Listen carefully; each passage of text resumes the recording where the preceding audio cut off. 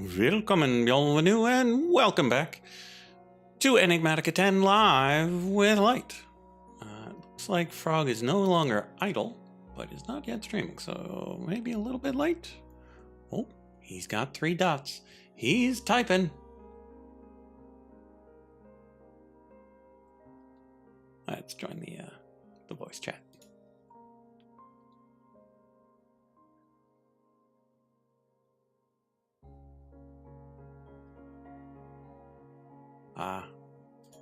Seems his closet install was not smooth.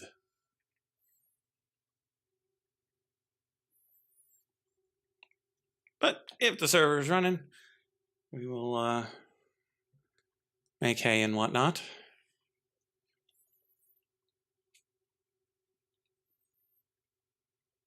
George might stop by. If not, we'll just make our reactor.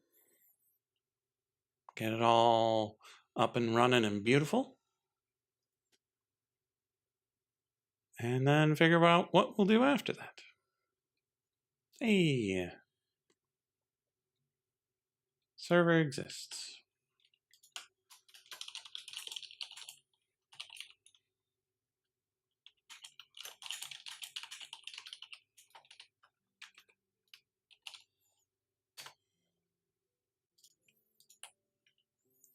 Okay. So we need to go back and build our cloud. I had AFK'd a bit to get the materials necessary.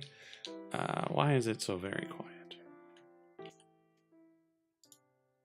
Because whenever I connect with Parsec, it mutes it on this end.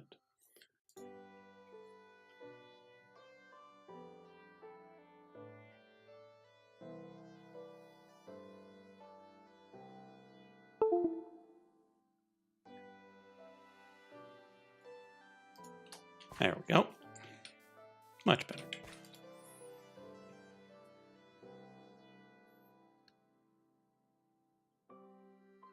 Okay, so step 1, we build the cloud. Step 2, we get the materials for our reactor. Step 3, build reactor on cloud. Okay, 1, 2, 3, 4, 5. Which then goes 1, 2, 3, 1, 2, and then repeat in the other direction.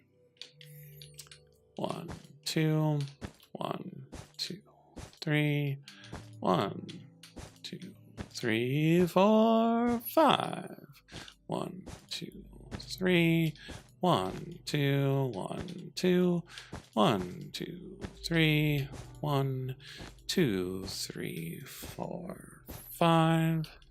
1, 2, 3, 1, 2, 1, 2, 1, 2, 3, 1, 2, 3, 4, 5. Brilliant. And then we F3 and G to make sure we are all within this chunk. We are. And then we fill it all in.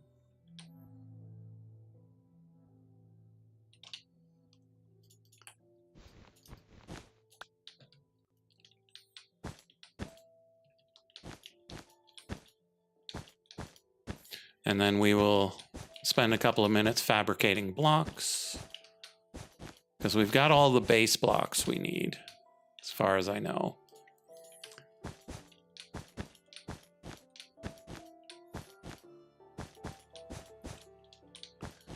And so we just put them into the replicator, use up a bunch of goo. We'll be on our way.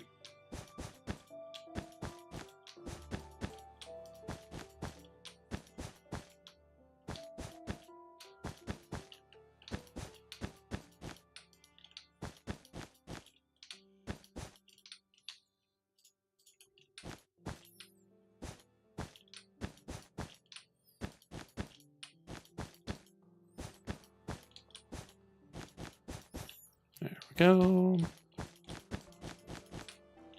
Brilliant. Now we have too many clouds.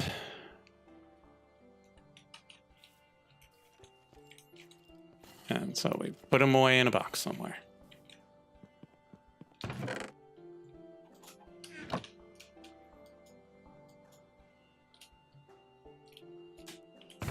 Also got an awful lot of warden hearts.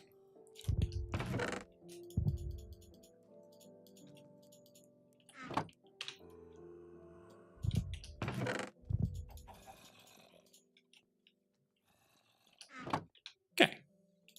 That's feeling better. Now we should actually be able... Oh, right. We were going to do another epic raid. Gotta wait for the sun to go down, though.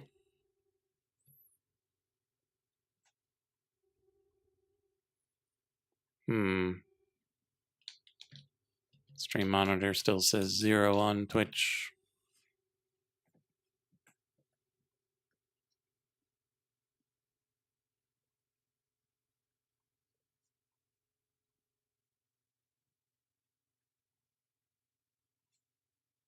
It's because it's still not showing the viewer count.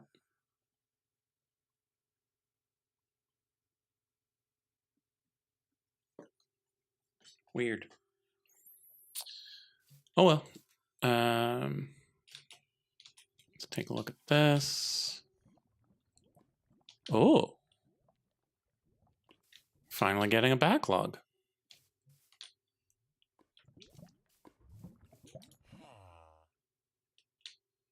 Does that mean this is borked, or we haven't actually needed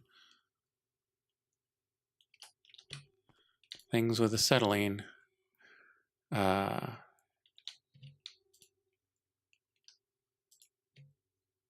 Nope, we have once again run out of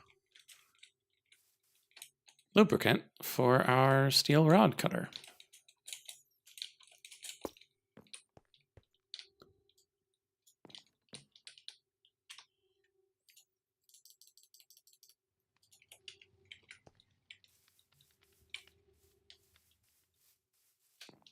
Okay, so come in here, do all this.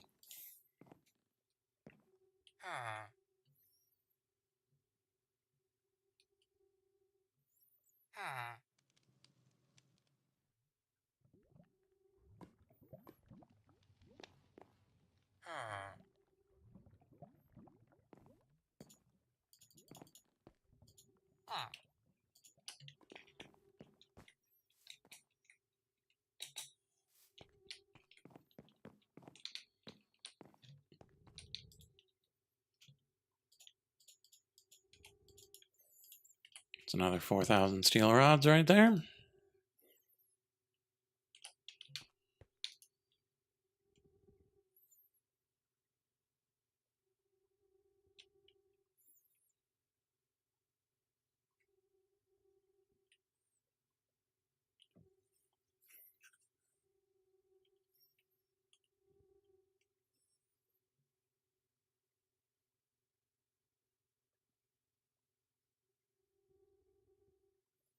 So eventually that'll make the stuff necessary for those, which will come over here.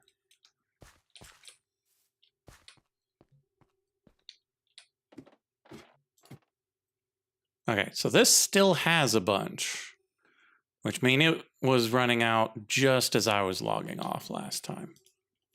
So we haven't really lost anything. So we're doing all right here. Okay, that's fine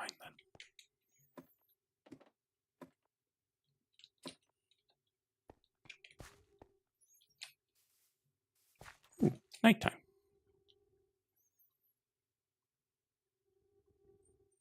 So we once again come over here.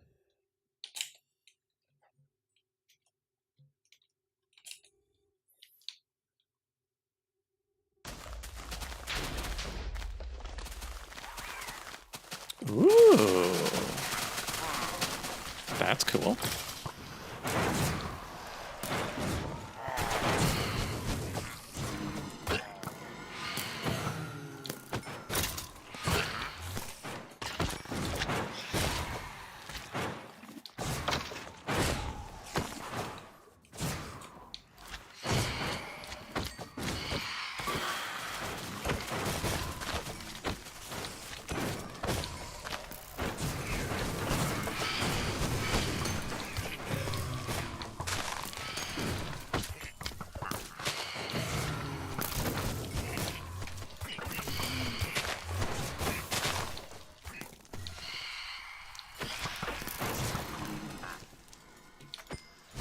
Oh, Comrade George Wise has entered the game. Oh, baby. How we doing? I am fighting an epic raid battle. Oh, yeah? This would probably be hard if I wasn't so OP. You definitely said that a couple of times. Any particular reason for it, or just for S's and G's? There's an interesting item that I could get from it. That lets you run faster the longer you run. Cool. I killed the thing. Where's my drop?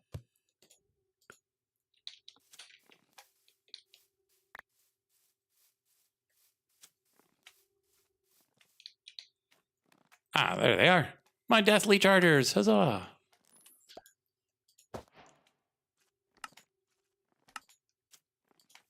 Is it say equipment? Yeah, they're boots. Okay.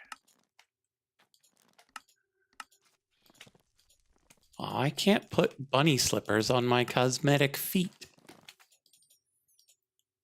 No? Nope. They have to be your actual, like, useful feet. That's sad.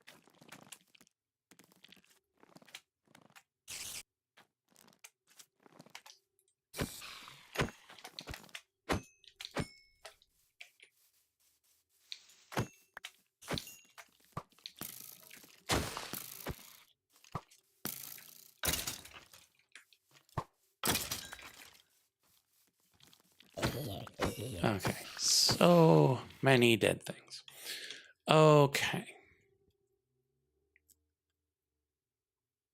Let's put half of these arrows away. Definitely the blaze rod, definitely the string.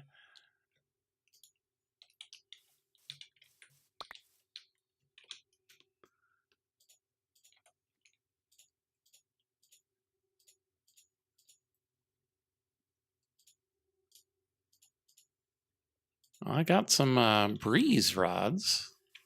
They're not trivial to come by. Breeze rods. Yeah. What do they do? No idea. They're from the wind-based blazes that you find in the underground challenge dungeon thingies. Okay. Oh, Richard has awoken nearby. No titles. Not No epithets. Richard. Just Richard. Somehow that's even more concerning.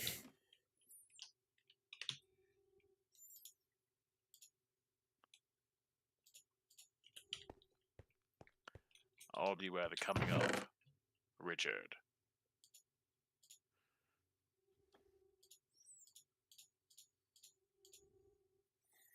Okay, this fusion reactor requires 40 fusion chambers.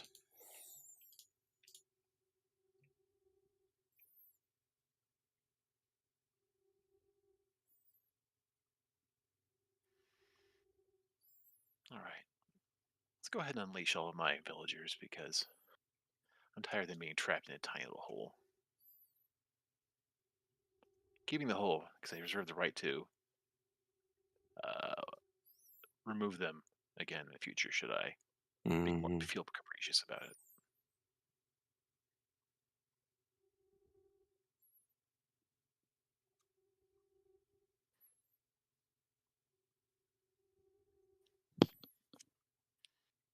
All right, go find yourself some jobs.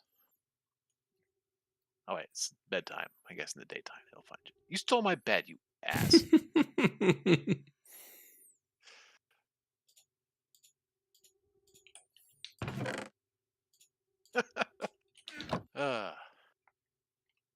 These people.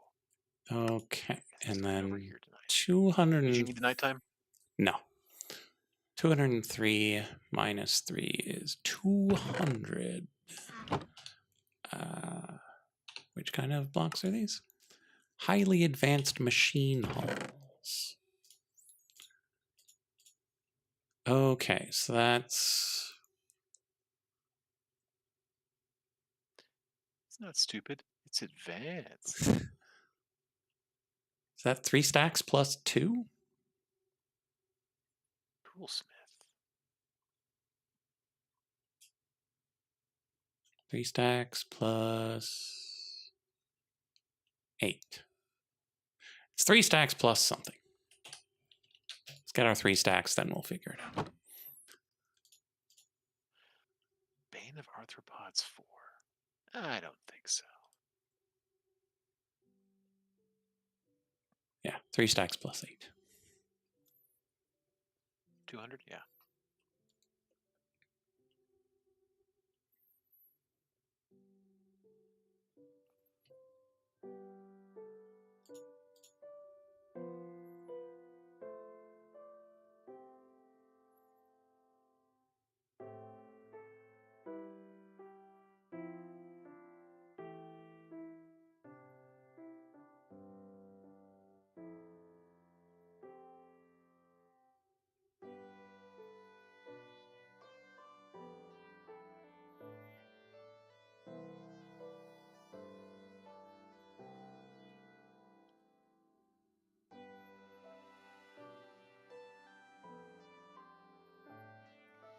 The Infinite Ham, once you level it up enough, you can cram a potion in it.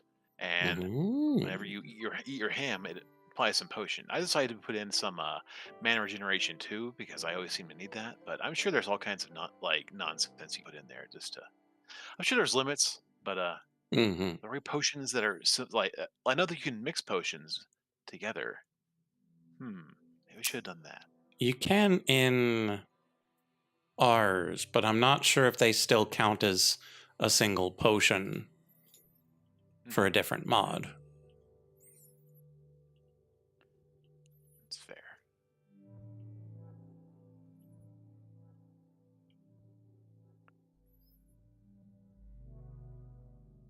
I have a note over here saying behead dragon, so I believe I should go behead dragon.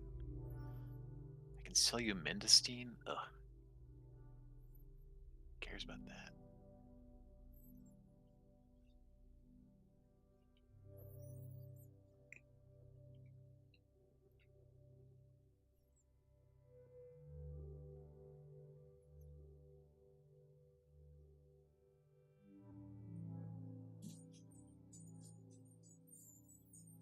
We just stare at the number going up.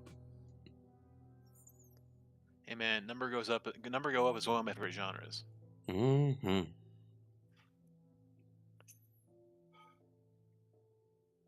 of genres, my wife is home. One moment. Okay.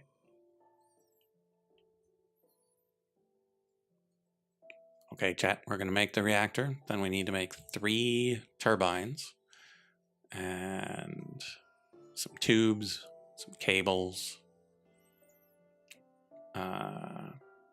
Might just use the 1 battery we've got. I don't think we need to keep an extra of that around.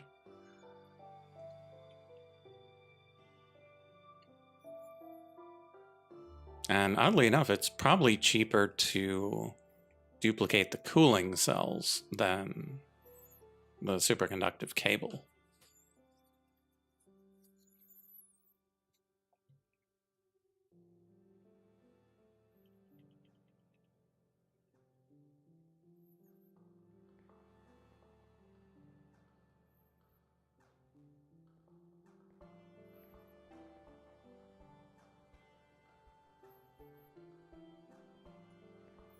Also trying to figure out what layout to use to minimize how many cables we need.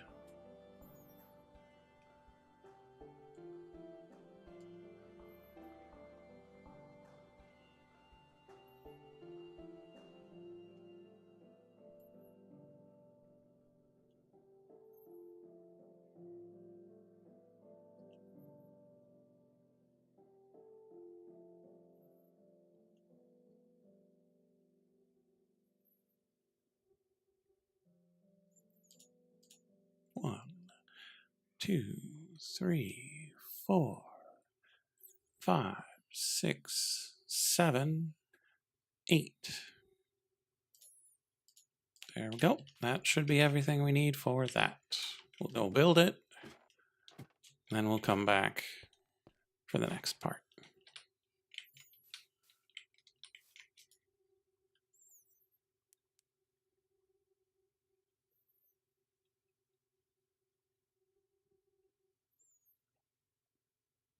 Okay. So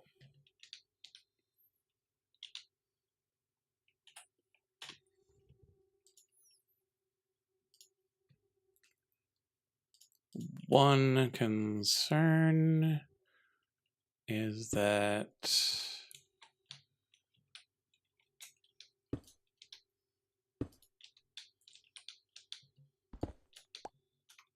I'm pretty sure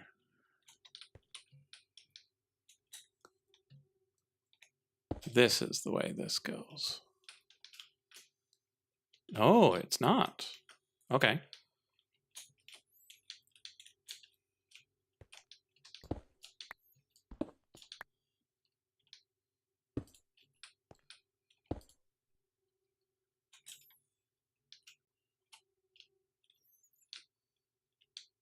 Okay. And it's a slightly narrower circle than the one I made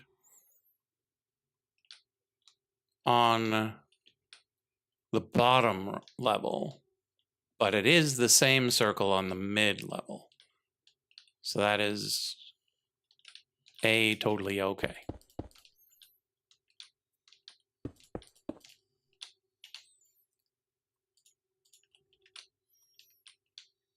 All right. What else does beheading? Axes. Various axes and paxels too.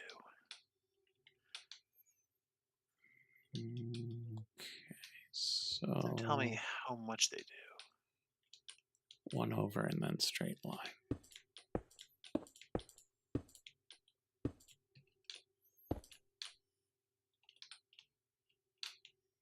Chainsaw.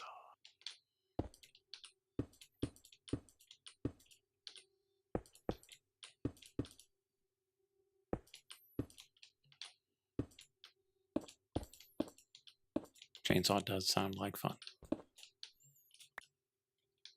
It sure does.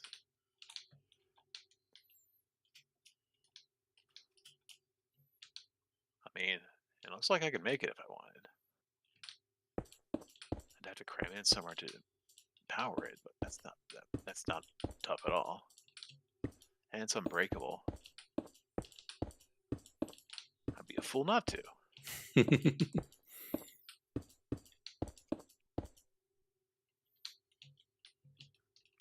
Fun fact, you can give your chainsaw the chainsaw enchantment. Okay. Sure, why not? Double your chainsaw, double your fun. Fives, fives, and fives.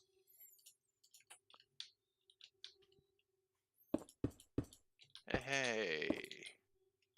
Gone. Just...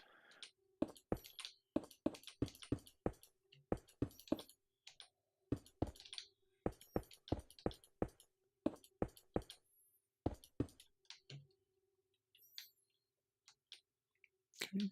And then a ring just right around the middle.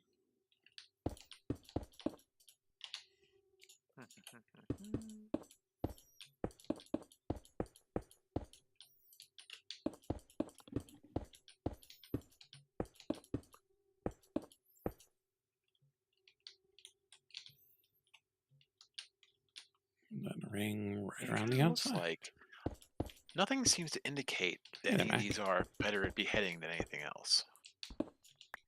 Yeah, I think beheading is just a thing they do, and the odds are just the odds. Good to know.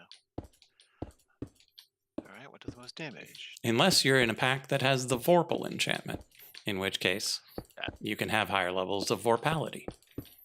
Oh yeah, in the last one I think I had like a Vorpal 5 or some nonsense like that. It was just heads were dropping left and right. It was pretty great. Sounds pretty good. Oh yeah.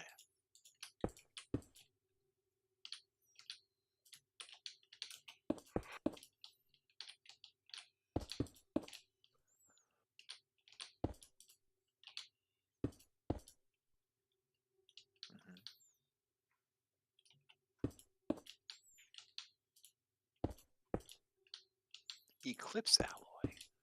Tell me about eclipse alloy.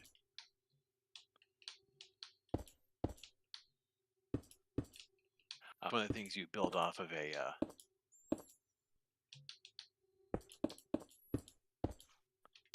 shadow pulse goo. It did sound like a just dire things sort of thing. Thing is, they don't even have listed attack power, which is kind of annoying. Mm-hmm. I assume it's, infinity +1 or something like that. But no, that's my attack power. Okay, so we got those 3, and so now we need to know where we're going to put these things. So fluid output hatch goes over here.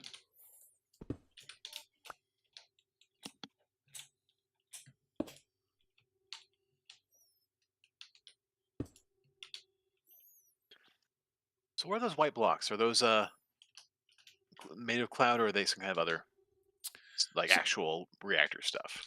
So the floor is cloud. The stuff that's on them is highly advanced machine hulls and fusion chambers and other highly advanced things. Okay.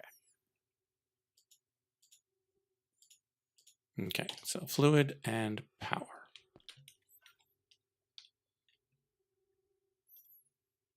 Okay, so all of these are just what they are.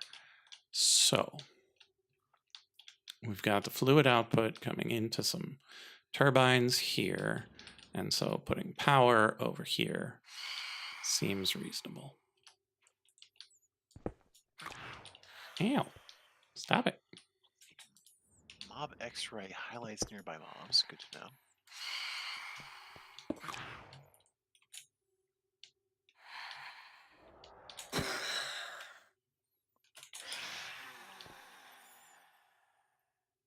Okay, so that's the energy input.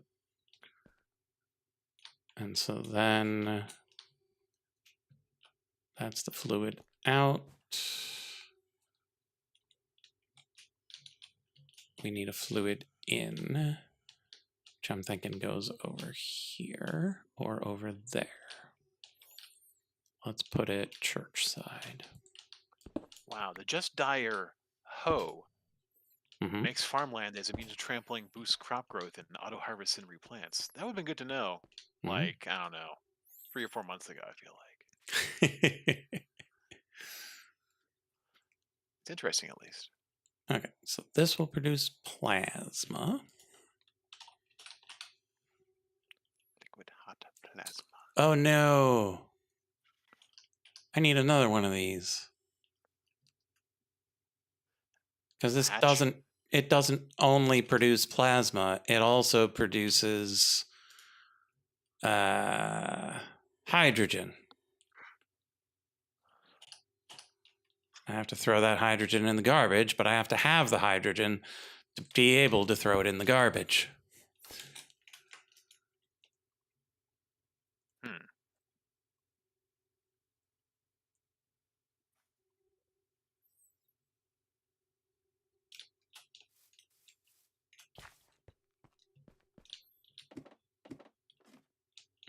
Okay.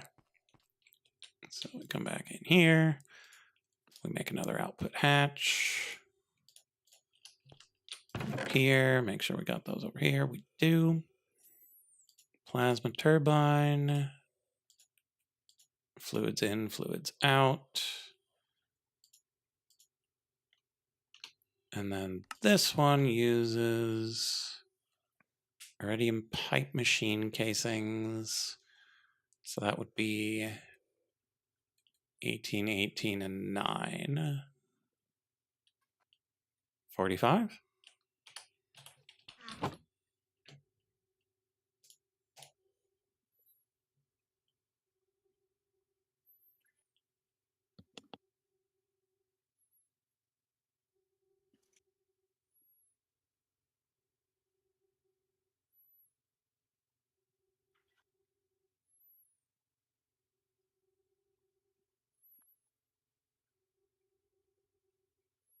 Sure, I'll take a big nonsense axe. Why not? Everyone needs a big nonsense axe. Yeah, it's made of nonsense and fabrication. Telesta gem, whatever that means. I mean, my Neptunium one looks pretty ridiculous. Oh yeah, the Tuning Max is pretty is honestly like looks like the most absurd axe they have in the game. It's just hilarious. Let's see. So how do I charge this? Okay, so Yeah. that's the 45 of those that I need.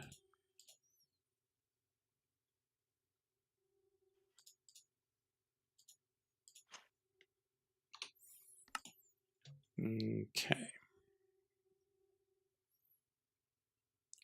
So these machine casings, we need 17. We actually only What need am I enabling and disabling? 16. So that's 32. 36. We're cutting this close, chat.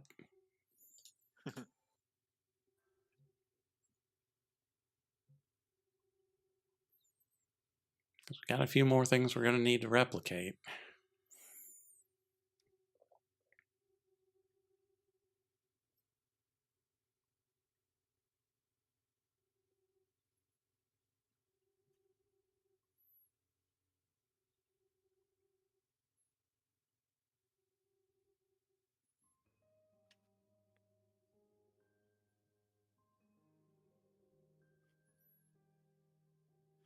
Well, I'm going to take a minute and enjoy some dinner with my wife, Sounds good. and I'll be back soon. Meantime, I can watch these uraniums process very slowly. It's easy. See it. Yeah, let's turn that on so we can actually see it.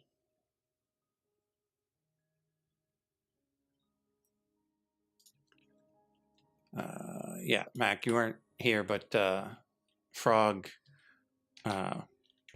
was working on his closet, and apparently it did not go perfectly smoothly, and so he's still working on his closet.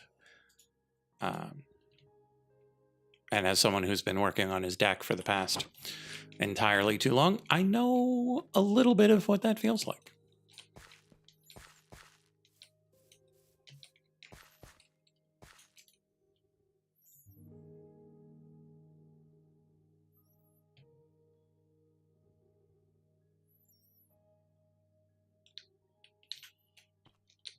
Okay, so we've got these two ports. One here, one here.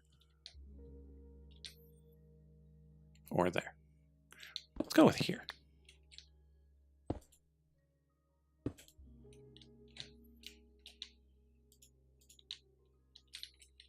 Why do I have one extra? Right, because I took one out.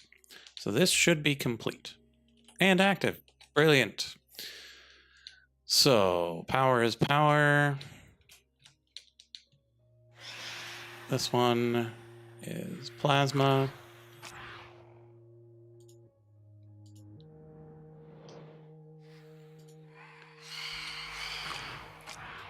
Yes, yes. Phantoms, phantoms.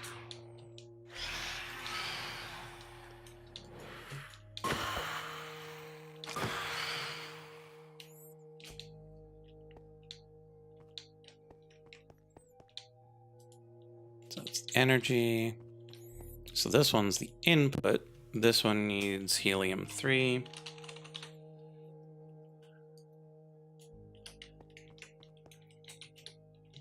And this one is the hydrogen dump.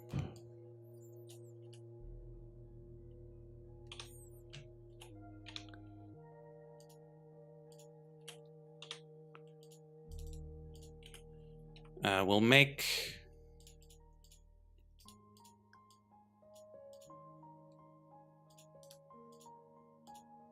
make the void upgrade for this later.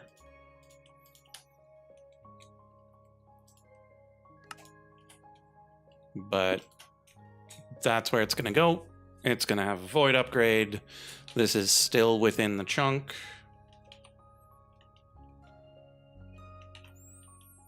Okay, so this will then lead into the turbines over here. It's going to have to come up and over.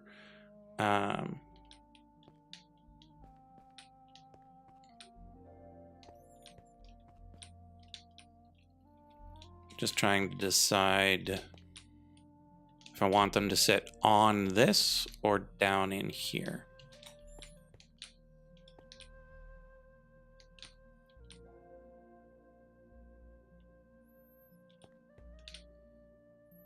Kind of want to put them on this because then the energy level will be across there.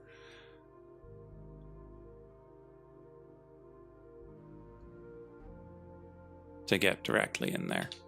I think that's what I want. We can always change our mind later. So that would go 1, 2, 3. 1, 1, 2, 3.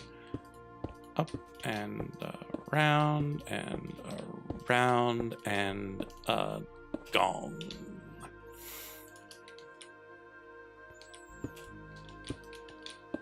Plasma turbines like that, which means here, here, and here. Did I pick that up? It's not sitting in the clouds, right? So there, and there will be our fluid inputs, because plasma goes inside it. And then the pipe machine casings, since it's 18, it's just solid.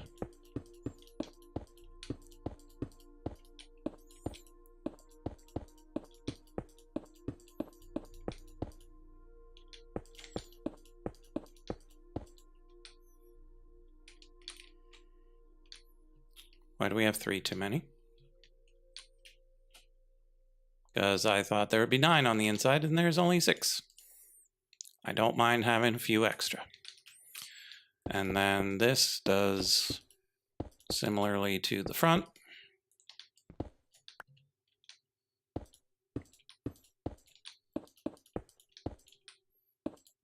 Again, counted too high because we didn't account for the energy hatches.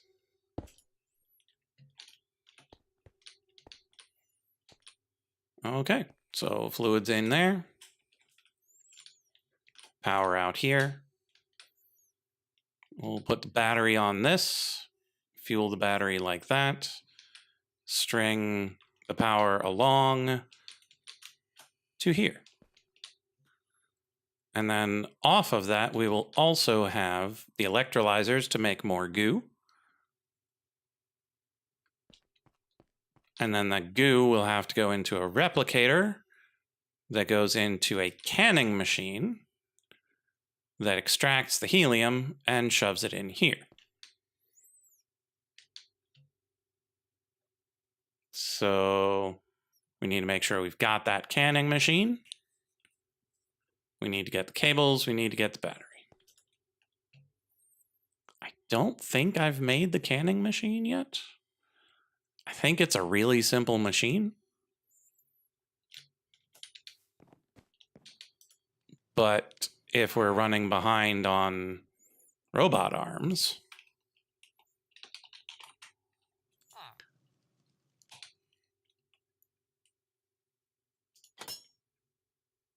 oh, we don't need a robot arms. We need basic machine hull. We need one of these conveyors. We need 2 of those pumps, and they got refreshed way too fast.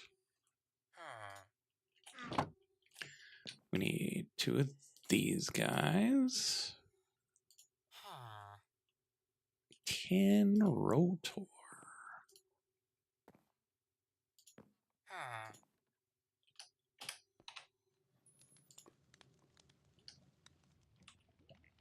And then some fluid pipes.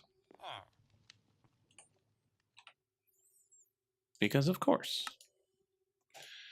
Okay, so we've got ourselves an electric canning machine.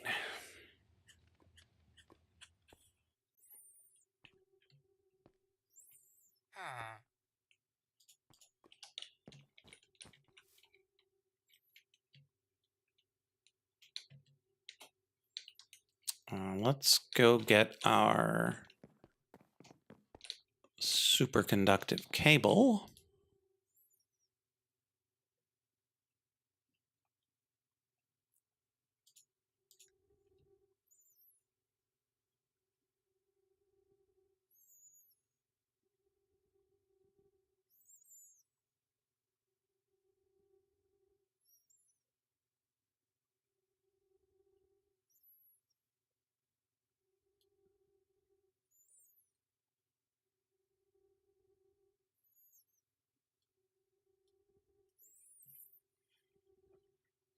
Yes, chat, we're just going to stare at this. We need those cables.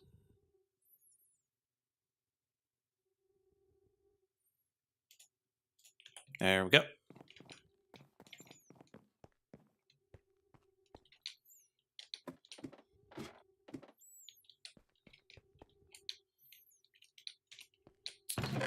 Okay, we can put these back in here. Because we should be done with those.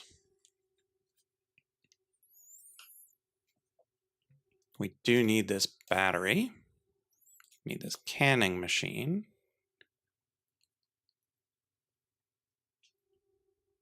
And we'll eventually need quantum machine hulls and quantum upgrades. Is this the one that you put inside the machine? Yeah, because this is the one that makes things. This is the one that upgrades things.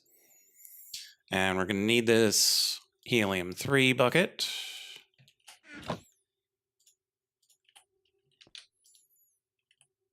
Okay, how many replications do we have? 3, almost 4.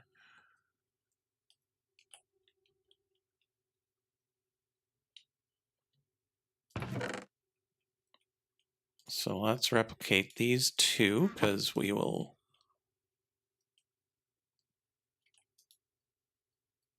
definitely need them. We'll grab 2 of these.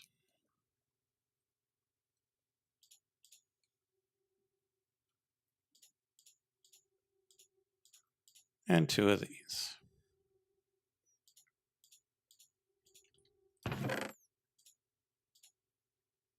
Put the spares back. So we'll need this for the electrolyzer and the canning machine.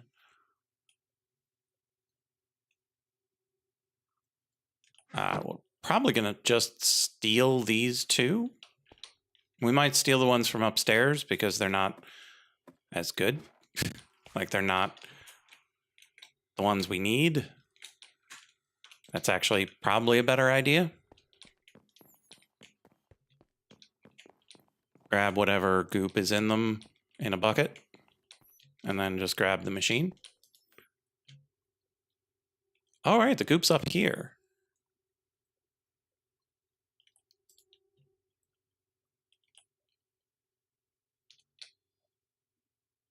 Oh, have we not made our second replicator? Oh, we might not have made our second replicator yet. That's not good because we need 2 replicators in order to have all the replicators.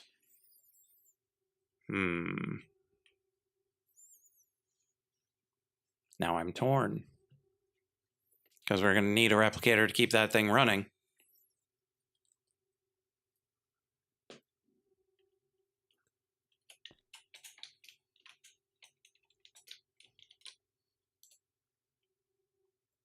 So we've got another singularity. It's just we don't have those things. Do I make our extra replicator now? I think we do. So we kick these up, put those in.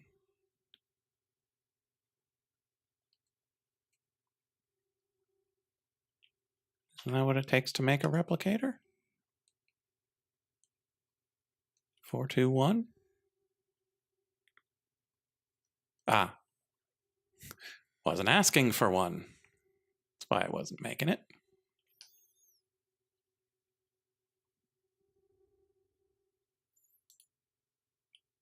And how long does that take? almost 6 minutes.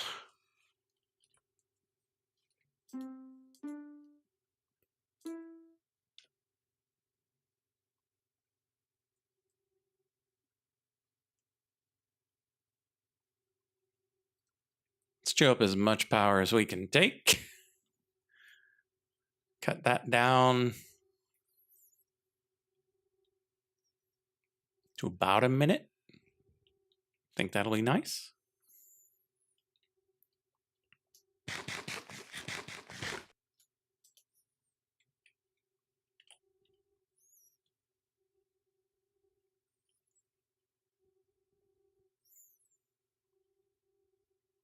Yeah, it's going to take a bit more than a minute.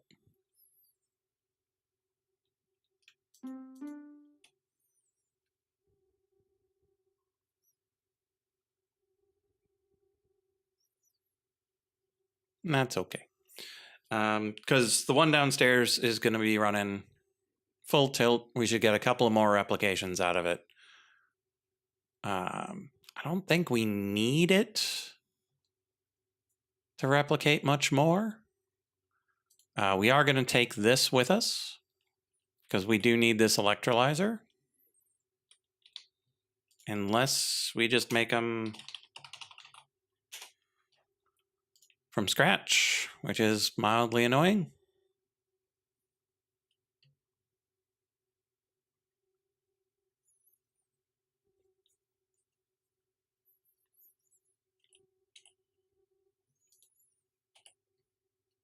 And we're at a point where we don't actually need to do anything that's mildly annoying anymore. Not really.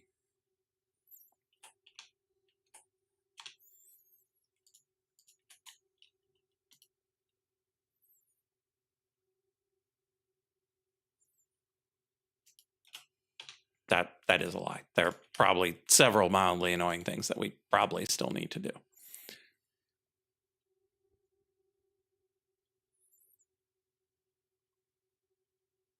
Also, we can bring this from here to downstairs. Every bucket gets us 10 things.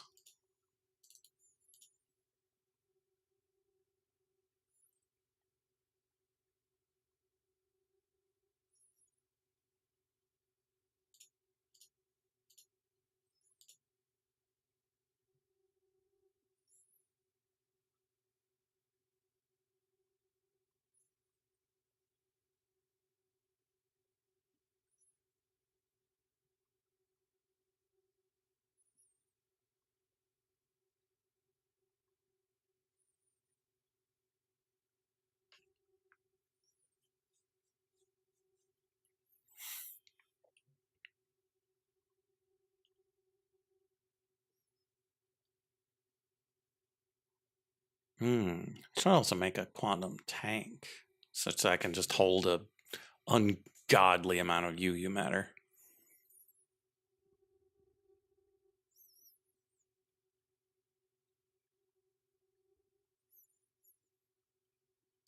Okay, we have our second replicator, which means we can now replicate replicators.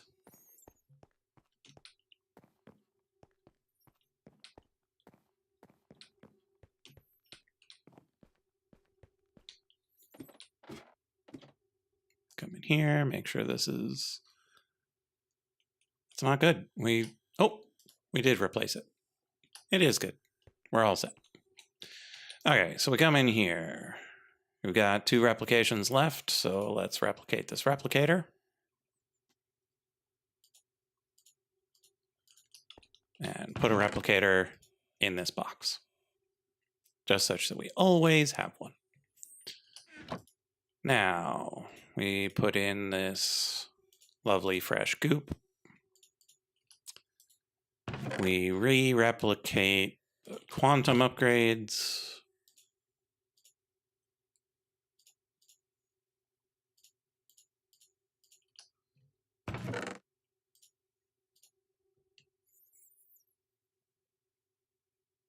And we didn't grab the electrolyzer.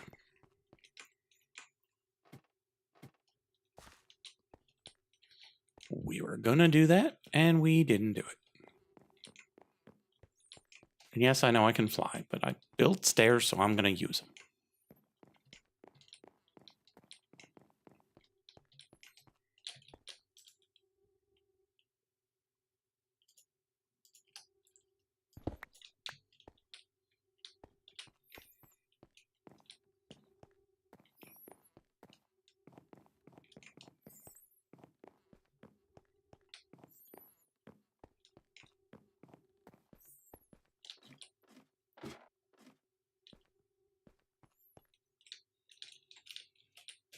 Okay, we're gonna need like 8 of these electrolyzers. But for now, let's just make 1 spare. Just 1 that we can pop in this box, make as many copies as we need, because that's what's going to need these upgrades. We also need to replicate the singularity. Because that's what this needs. We're going to make several of these in order to fuel our replication.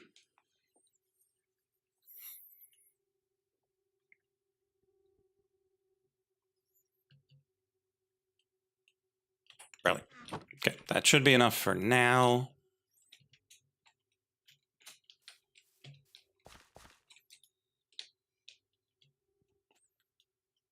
We'll set up what we can with what we've got, and then come back and do some more. So we grab our storage unit.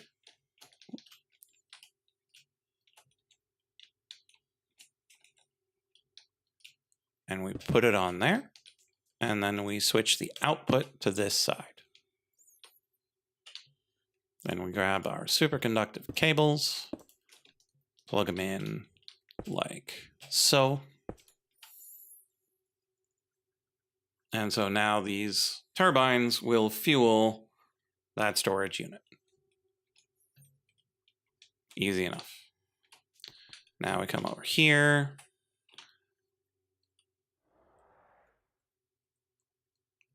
I don't know if green fluid pipe is what we want.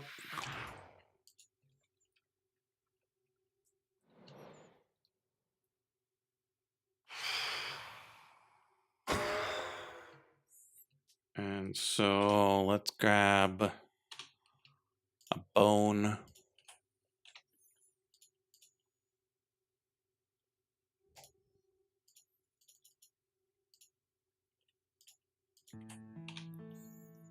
And make some white fluid pipes.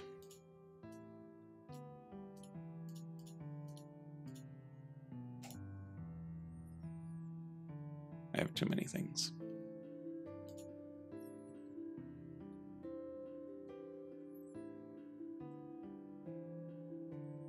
I have nothing that I can drop.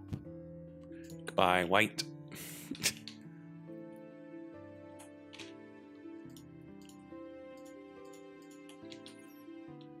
Okay, so we go a little something like this.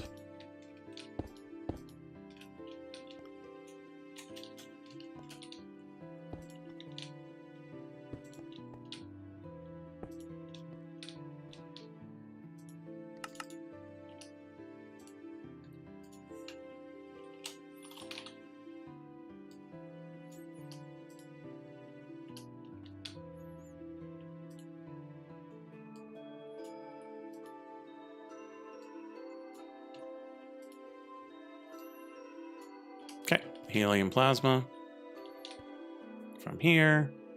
Hydrogen goes into there. That'll generate power, comes into the battery. From the battery, needs to go 1, 2, 3, 4, 5, 6, 7.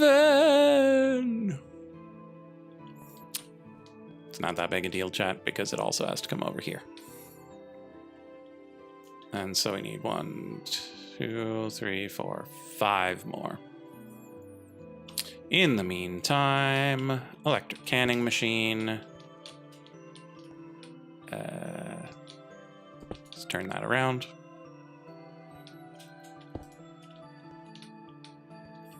Okay. So this...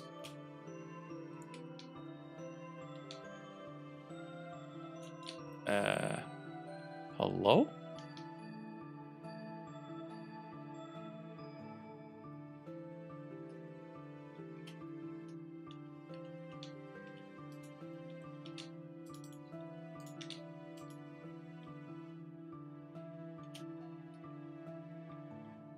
There's something seriously messed up going on.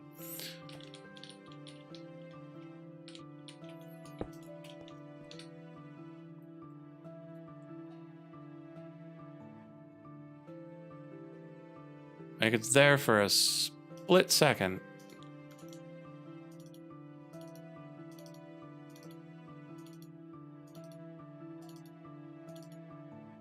And then it's gone.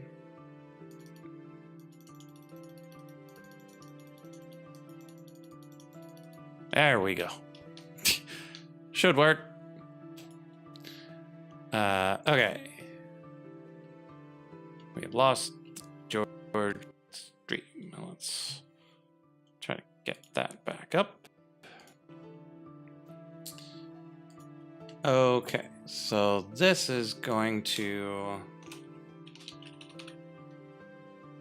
produce helium-3 using helium-3 buckets.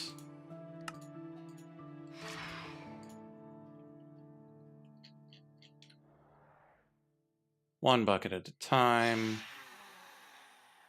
Oh, slight hiccup. This also produces waste.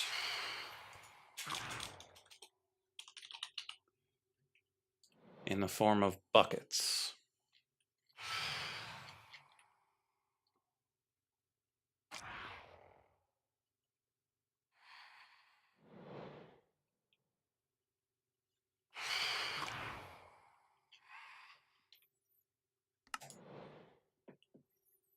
So we're going to auto eject the fluid because that's more important. But that means we're going to have to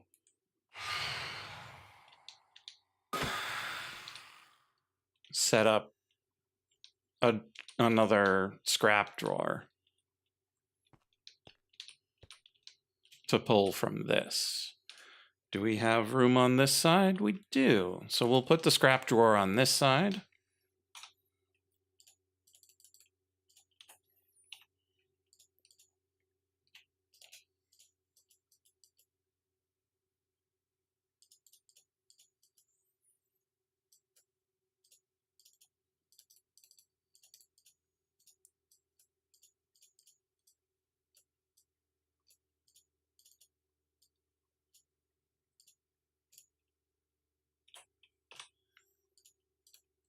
There we go. So a little something like this.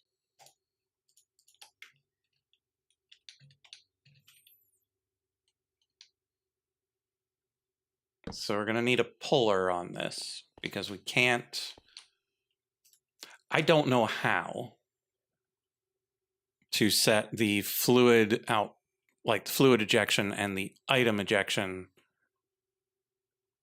to different sides. I don't know how to do that. Particularly on a machine where the wrench is being dumb.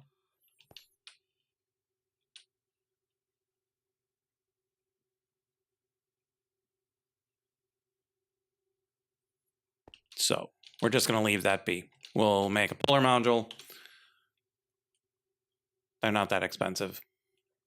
It'll be fine. Then we put our replicator on top. We tell our replicator to eject downward.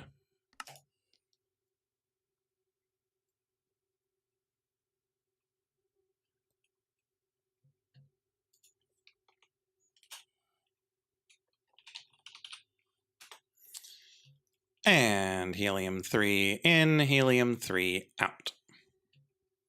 So we just put this here. As it gets UU matter, it will generate helium, which will be unbucketed via the canning machine into just pure liquid helium in a bucket. The bucket gets chucked in here to be voided.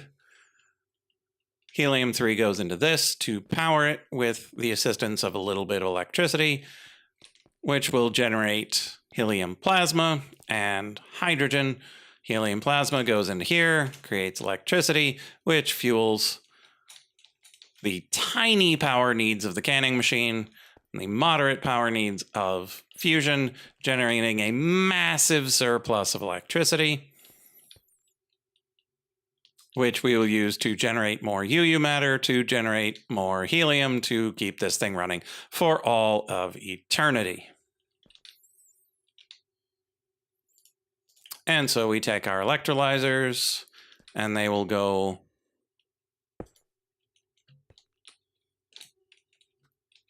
here on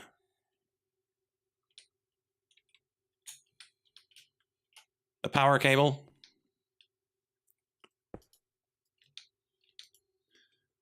They get a quantum machine hull and a quantum upgrade, as does the canning machine. Despite it not really needing one, I don't want to have to change the voltage of the power. And so we're going to make the most OP canning machine of all time.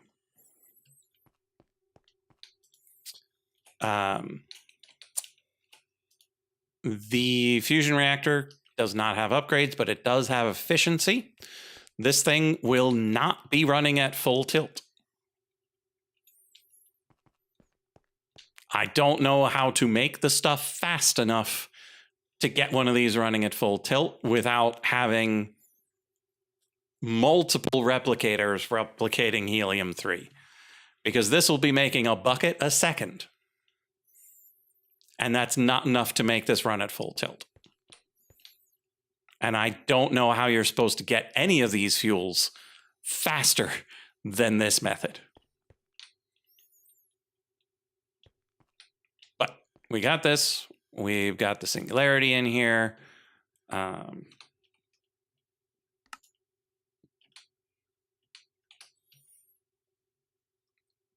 And so this is going to make some UU matter.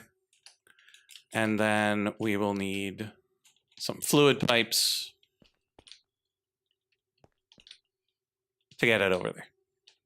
Let's drop down, see if our white dye despawned. Probably did. We've been chatting for a while. That's fine.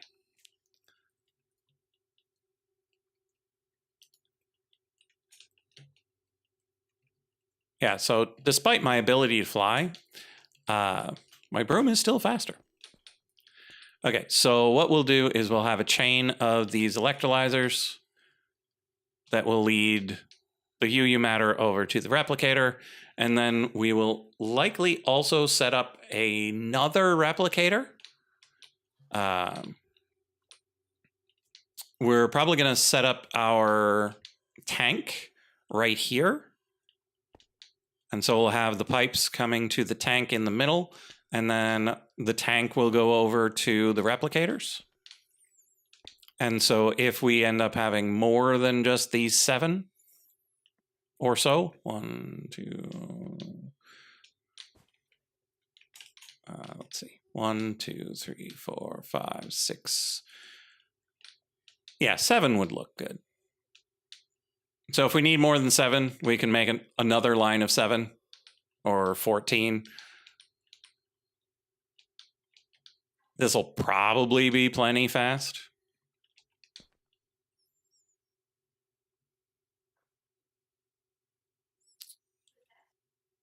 Yeah, I think that'll be good. So we need to head back, get a whole bunch of fluid pipes. And a few more superconductive cables.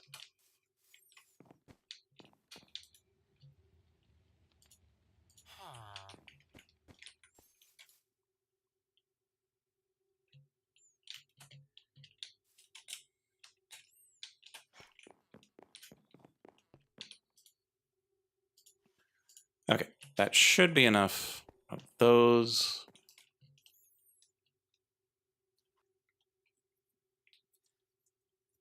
I probably should have grabbed my portable storage battery thingies. That's okay. How's your nonsense doing? It's pretty nonsensical. I've set up the Excellent. most OP canning machine of all time. Canning machine. What Yeah, are you it's got canning? a quantum upgrade and a quantum machine hull, and all it's doing is taking helium-3 out of a bucket. And then throwing the bucket in the garbage. Really? You're making too much helium-3 for your fusion experiment? Well, so what I'm doing is I'm making I have a replicator that can replicate helium-3 buckets. And I need the helium-3. I don't need the bucket, but it keeps making more buckets. And so I have to dispose of the buckets somehow.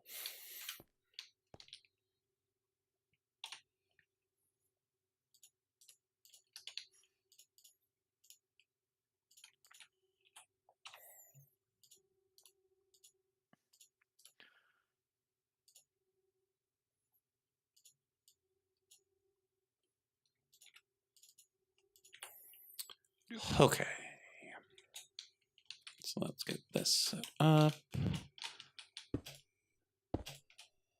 Pulling out of that. Definitely pulling UU matter. And then these are going to have to come all the way down here. And then there's going to be a tank here. So let's start this pipe from over here.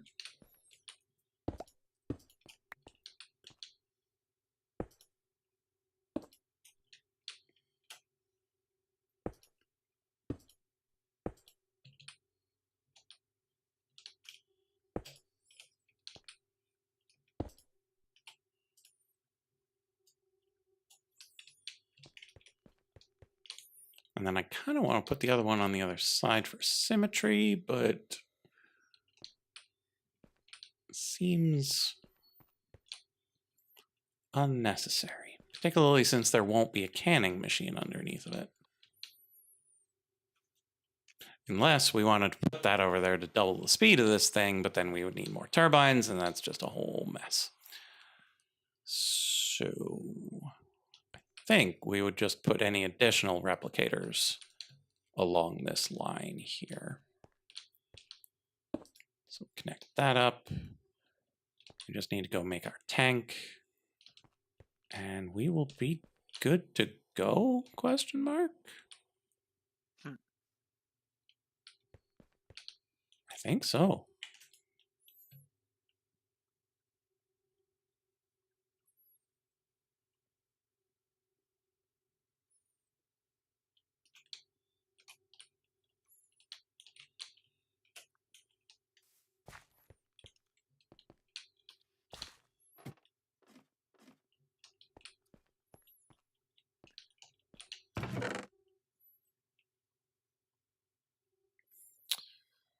Okay, I don't have the things for the tank in here.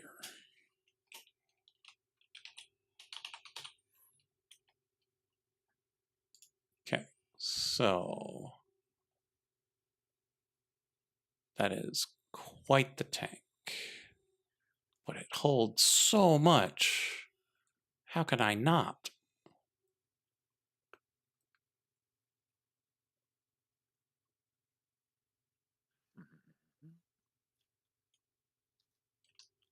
How indeed.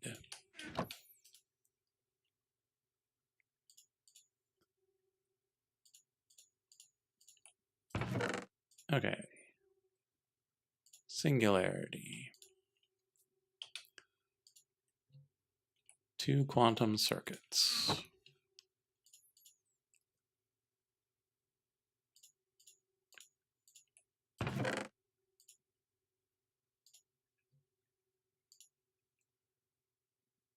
8 large advanced pumps.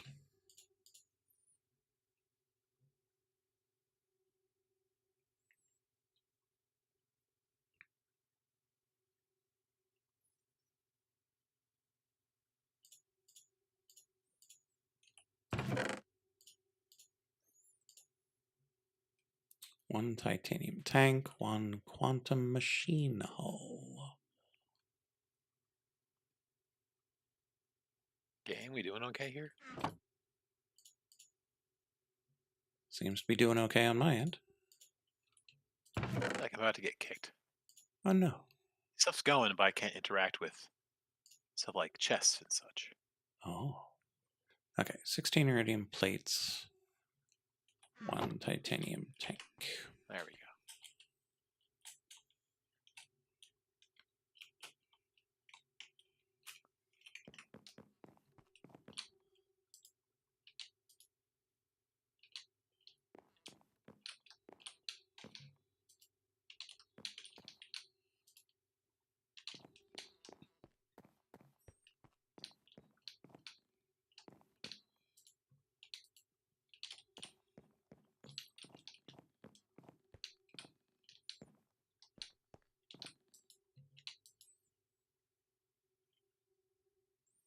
One titanium tank. Ooh, an assembler that doesn't have a bunch of stuff in it.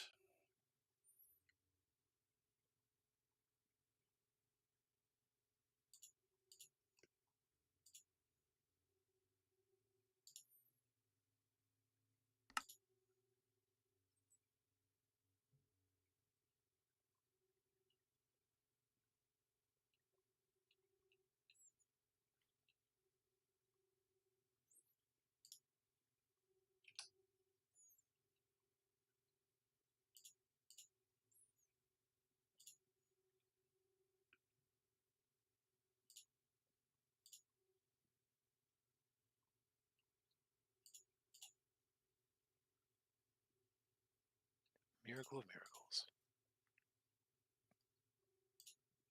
I stole that singularity.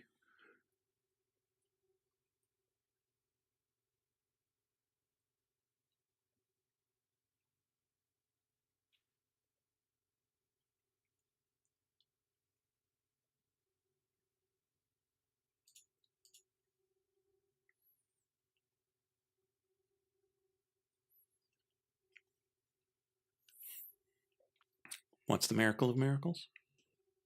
Oh, that you found a assembler with some free space. Ah, yeah, because I made one just to make hoppers. I never put anything else in it. Like, it's a weird thing to have. And so now I've got an assembler that makes perfectly ordinary hoppers and quantum tanks.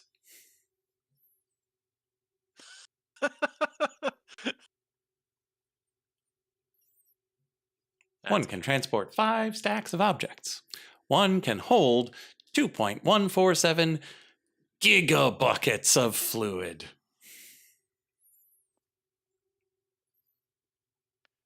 They both take the same amount of time to make. That is patently untrue.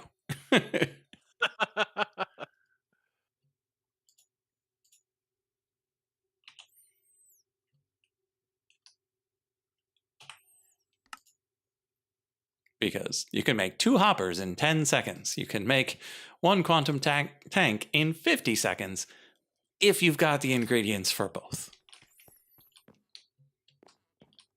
That's a big if.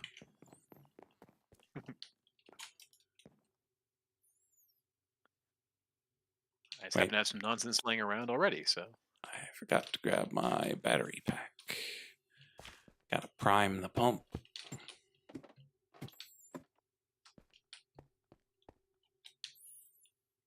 There is a traitor around here somewhere. I hear him invisibling. Invisibling.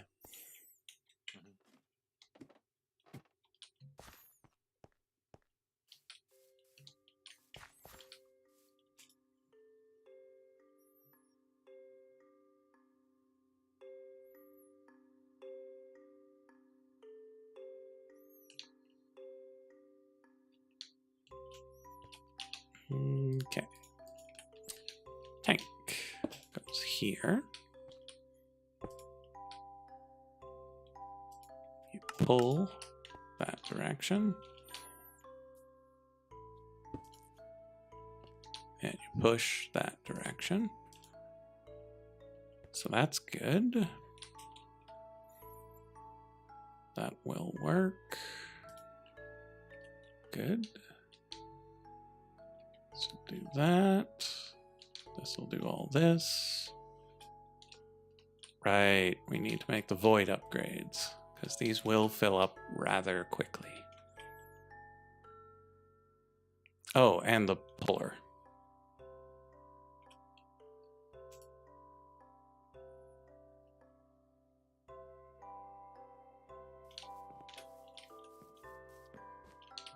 Okay.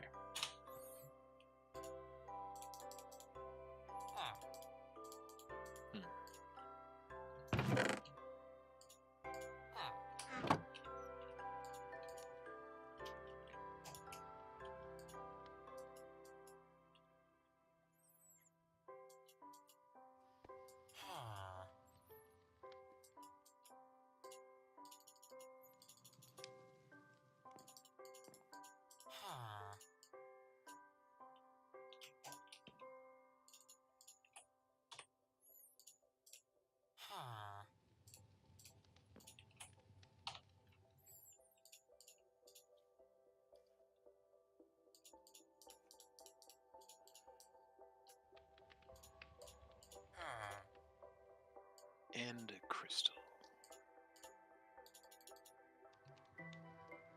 Surprisingly easy to make.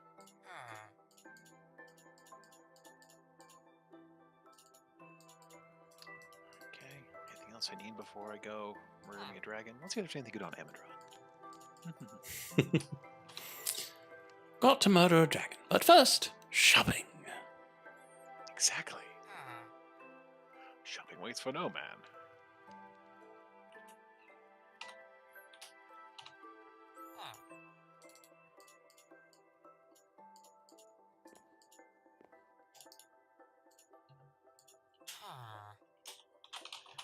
I don't suppose you ever watched What We Do in the Shadows? Not yet. My neighbors keep being like, we gotta watch it. But then we never do. It is excellent. Heather and I are finally getting around to watching the last season, which came out, around this time last year. But stuff happens. Yeah, And I'm well aware. Oh yeah. What are you watching? I don't know, but it's from like 2013 now. I can go back and catch up on those memes and understand what they meant now. My memes. No, I just want to mention we're watching the last season. We're enjoying it. Season 5 was a bit of a downturn, but the last season they're coming together for a bit. So, I'm liking how they're ending it. So, if you get a chance to watch it, you definitely should. It's a enjoyable time. We'll get there eventually.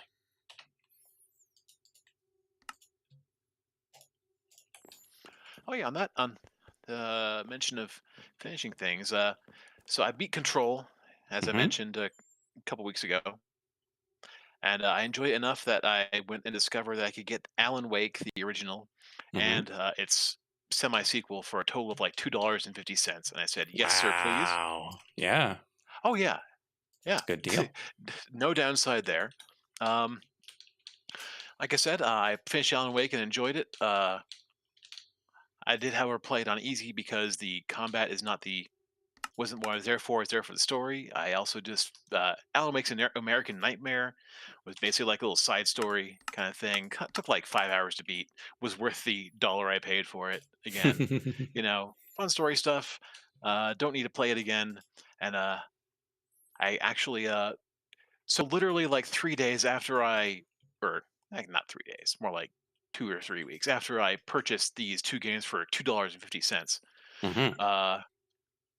The Humble came out with the Alan Wake, the Remedy bundle, which includes all of their games, including Alan Wake 2. So I'm like, hey, I saw this on sale for like $20 for the whole edition, or I could pay 27 and get a whole bunch of other junk. I'm like, yeah, sure, why not? So that is next up. And I have a 2070 Super, and so it should be able to handle some degree of whatever awesome lighting effects they're doing in it. And so, as opposed to my previous circa 2012 video game, you know, where I just Mm. press the max button and then just go back to sleep. But yeah, looking forward to that. But so I have an extra copy of Control. I'm trying to find someone. If it sounds like a thing you might play, I'd be happy to give it. Or I might throw out my brother, who has expressed some vague interest in eventually playing it at some point in the distant future. I have a massive backlog, and I'm making no progress on it until the dissertation is done, which should be soon. But yeah, even if I were to have it, it would just sit there waiting for too long. Okay. Okay, so all of that is set up. Okay, chat. I think all we have to do is put some power in this battery, and we're good to go. We just need to be able to stand somewhere that we can reach it.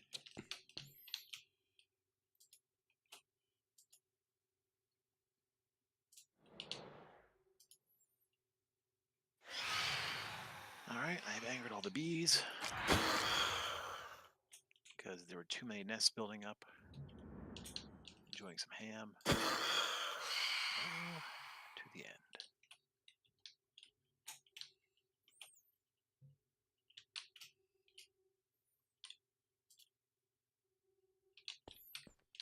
And all of the power went into that electrolyzer, not into my canning machine.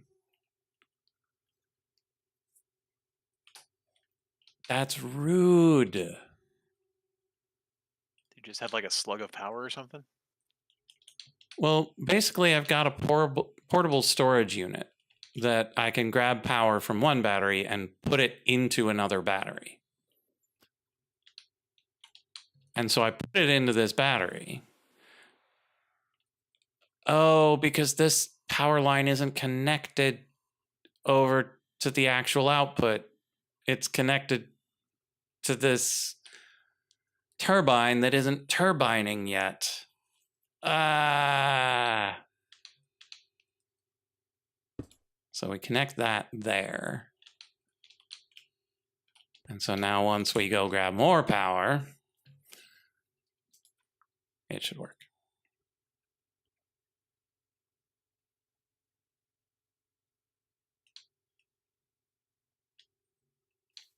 Game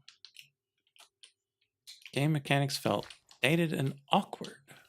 Interesting.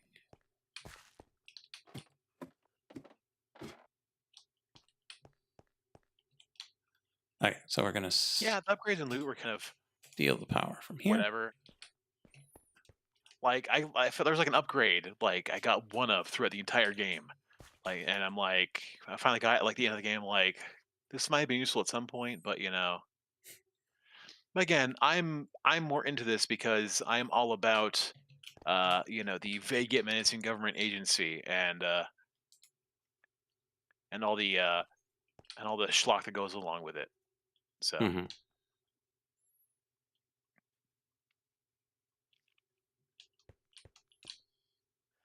And combining like increasing amounts of superpowers with weird extra dimensional entity shit. I'm like, oh yeah, this is 100% where I'm at, with just enough SCP stuff going on in there to keep it going.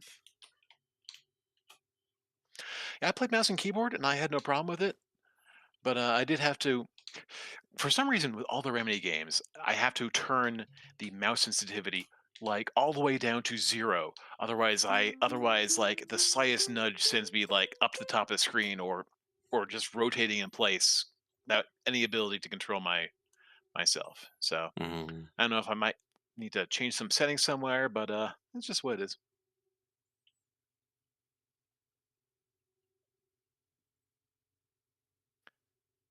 Again, this game came out in like 2019. I only just played it, so then again, I don't really play a lot of new games, so that's how it goes.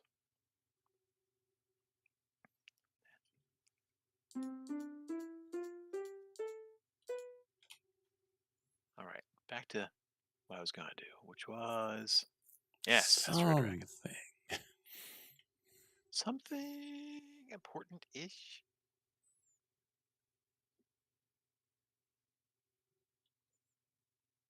The end.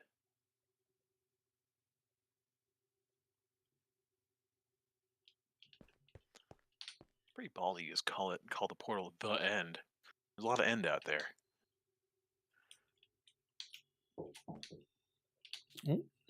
I will be right back. Okay.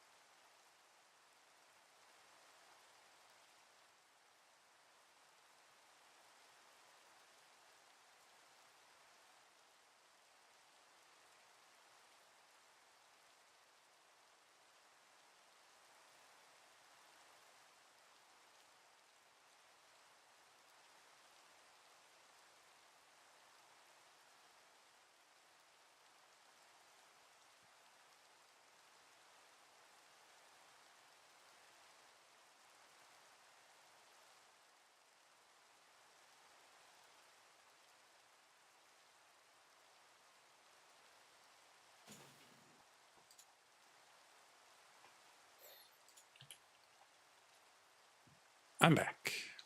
Is everything broken? Why is my efficiency at 1? But I have power. What happened? Did something fill up or something? Do the opposite fill up? Yeah, probably emptied. I found my problem was often that what would happen is this would fill up and then all of a sudden this particular line can't transfer stuff fast enough to maintain it, and so it would just suddenly chug or what have you.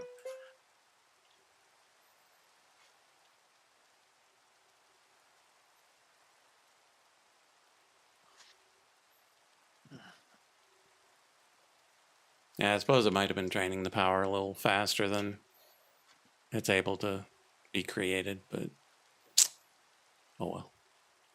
We'll just hit it with another cycle.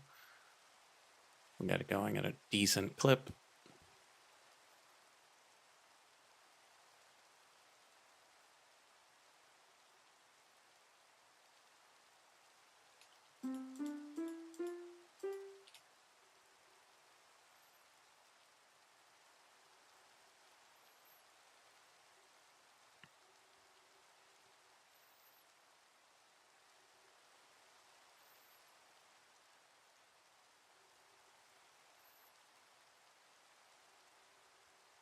Yay, Conjuring Dragon.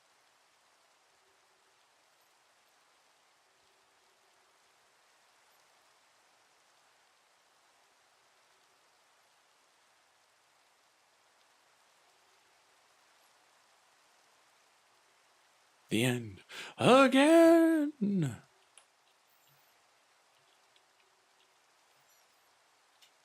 There you are.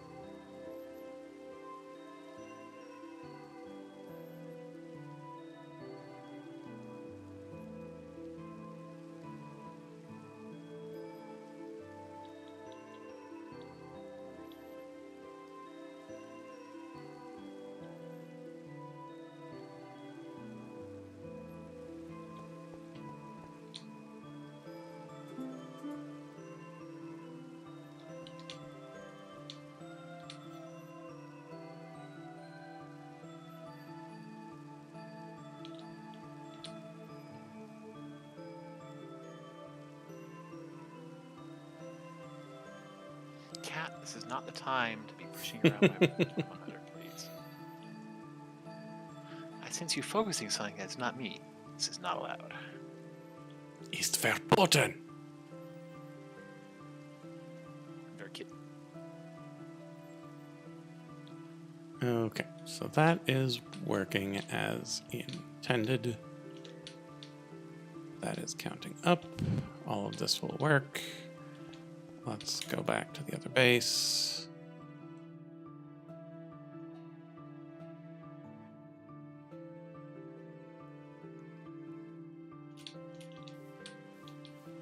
See how long it'll take to replicate some bonus stuff.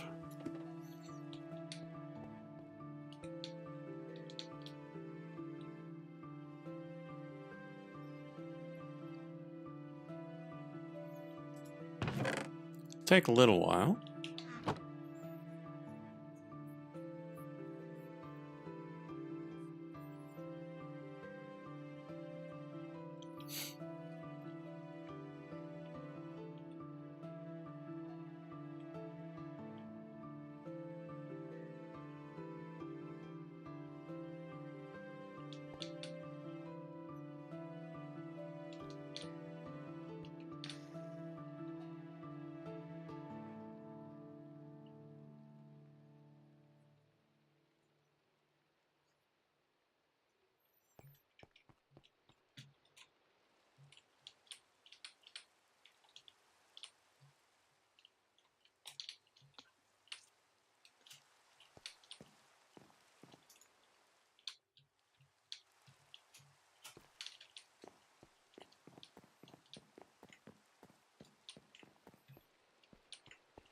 Did this still have any left? No. Not really. Okay.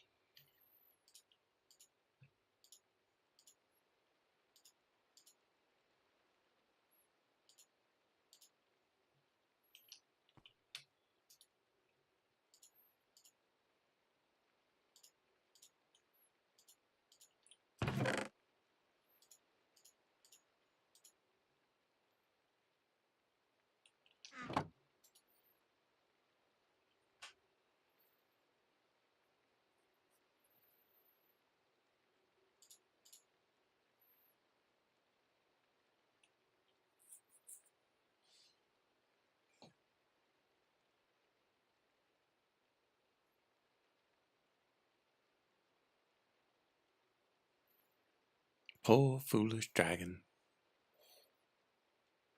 Always perches. Could just stay in the sky.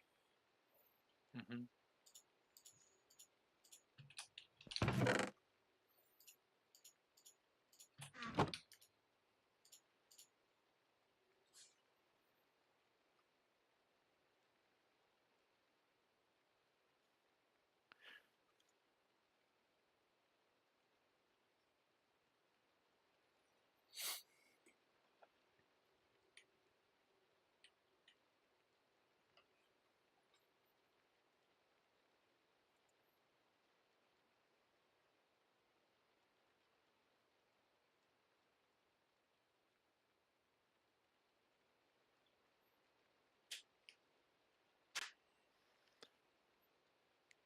Still immune to magic. Womp womp.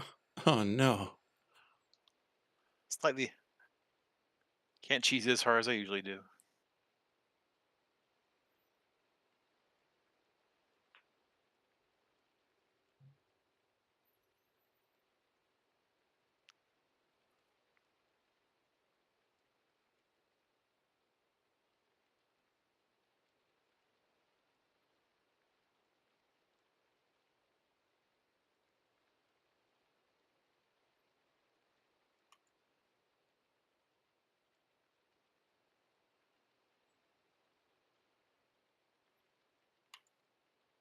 Whee! Boing, boing, boing. Yep. I'm all about that boinginess. Mm-hmm. That's the good stuff.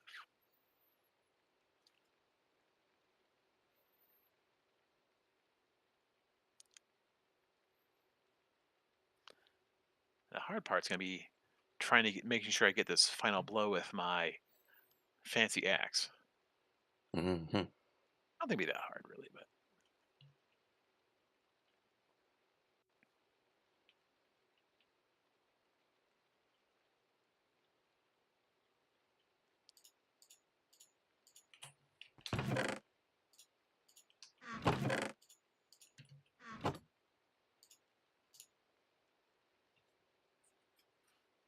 anytime you feel like landing, buddy, come on. Any day. Oh, there we go.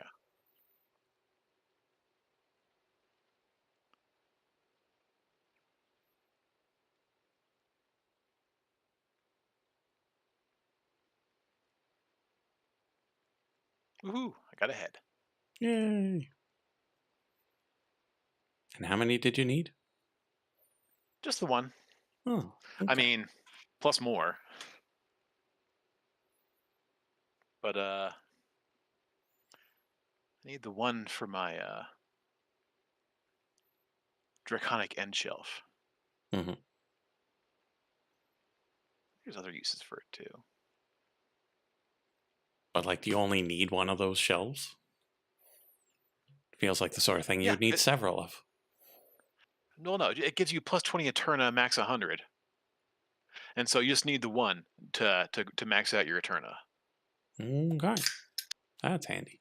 As far as I can tell, it's the only thing that gets you that Eterna too. So, hooray! Have a celebratory ham. Excellent. Oh, it dropped me some arcane essence too. In case I feel like crafting a spell. Yeah, I was never entirely certain about the mechanics of that, where, like, do your other shelves need to have a max of 80 such that that 20 gets you to 100? Or. Yeah. I'm pretty sure it looks like that way at least. That the max is what that portion can bring it to. Mm, So if you get to 80, if something has max 80, and you add the draconic end, which gives you plus 20 max 100, that gets you your 100. You don't need 5 draconic end shelves to get 100. yeah, I think on the previous server, I just made 5 of those shelves. Feels too much like math. I'm out. And back home.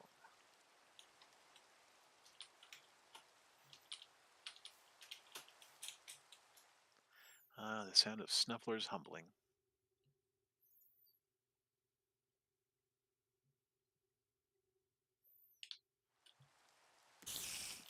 There's mobs on my reactor. I forgot to light it up.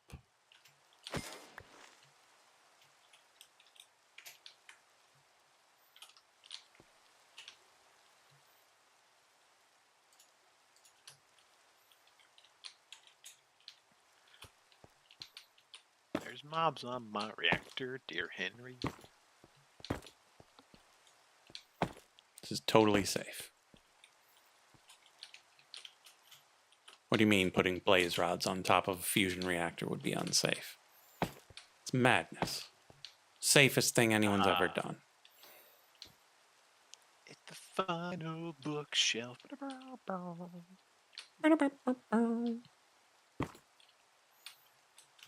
can be at the front because you're awesome.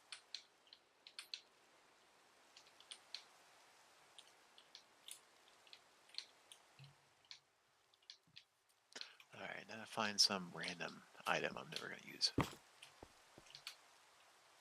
Ooh, 100. Level requirement 100. Oof.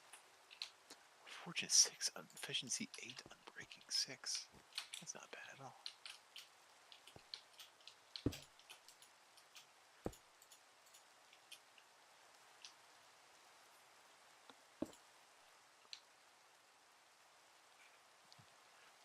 Oh yeah.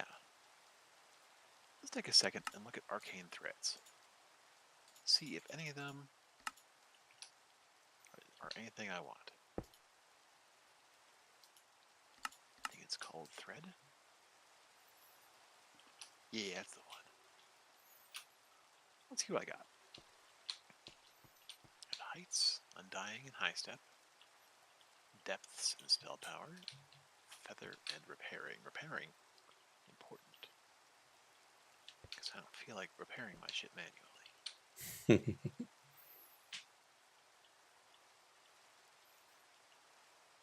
Depth 3 for free water breathing check. Already making spores. Yeah, a lot of these are just...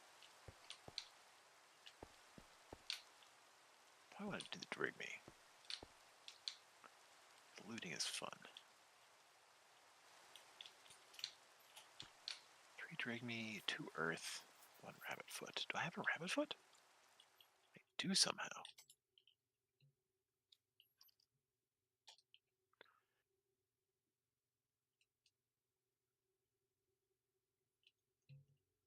And 2 Earth. Welcome to Earth. I need a thread.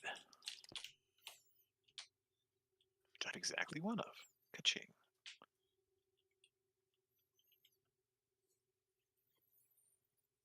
Yeah, I can't hear the phrase "Welcome to Earth" without thinking about Crypt of the Necrodancer.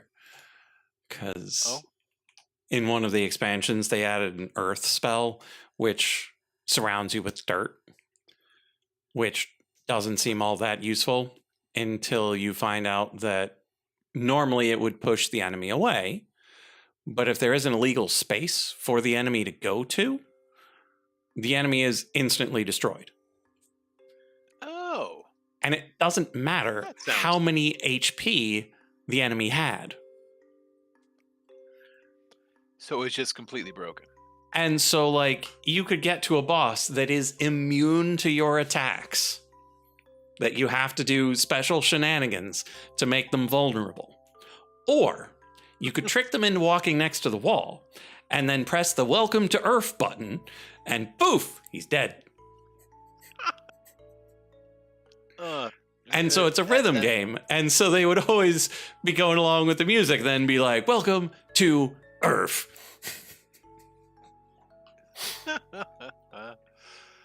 Oh, that's funny.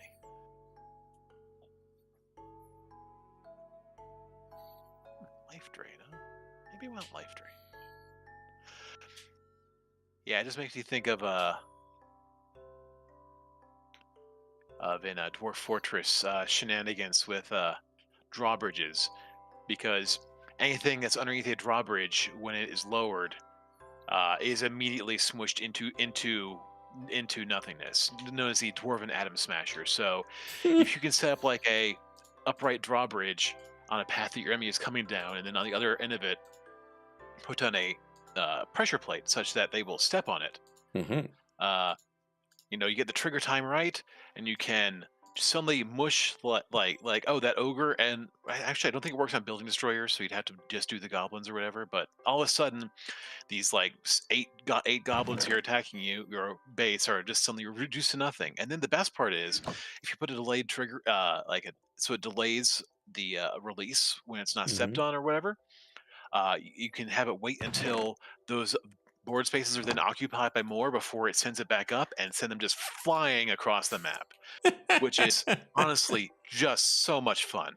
And they go flying, and then they hit the ground, and they explode into parts, because that's what Dwarf Fortress is about. Finding a random goblin tooth that has meandered halfway across the stage.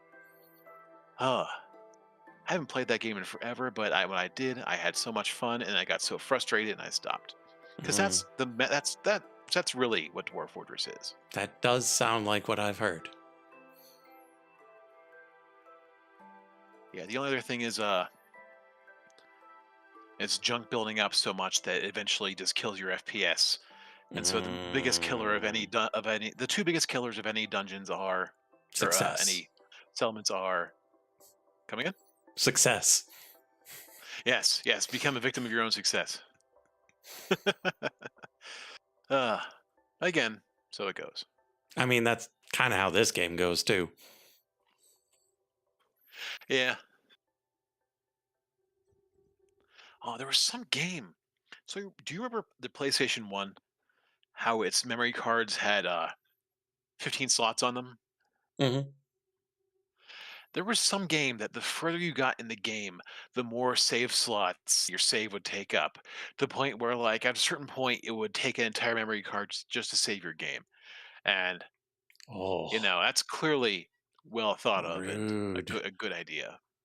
Yeah, not rude at all. I don't know, just made me think of it. Hmm. Not a game I played. But then again, I didn't actually have the PlayStation 1. I had the Oh, PlayStation 2.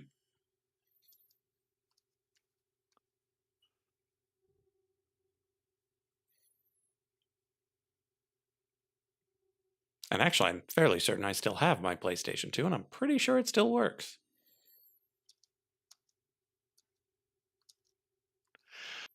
my PlayStation 2 eventually died, and then I went to a secondhand shop and got the PS2 Slim for like 20 bucks. And Mm. because I use it for DDR for forever ago.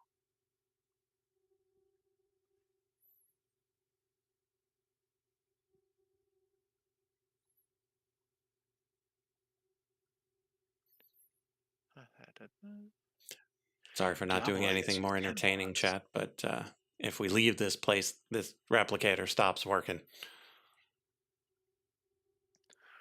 And this is not the replicator that kills the server? No, that one's trunk loaded. Okay. No, the replication mod is the one that thoroughly crashed. This is modern industrialization. Okay. Yeah, the replication mod is safely in a barrel somewhere. Hmm. Yeah, things I have not end up at replication or uh, fluid pretty fluid pipes. Yeah. Yeah, yeah.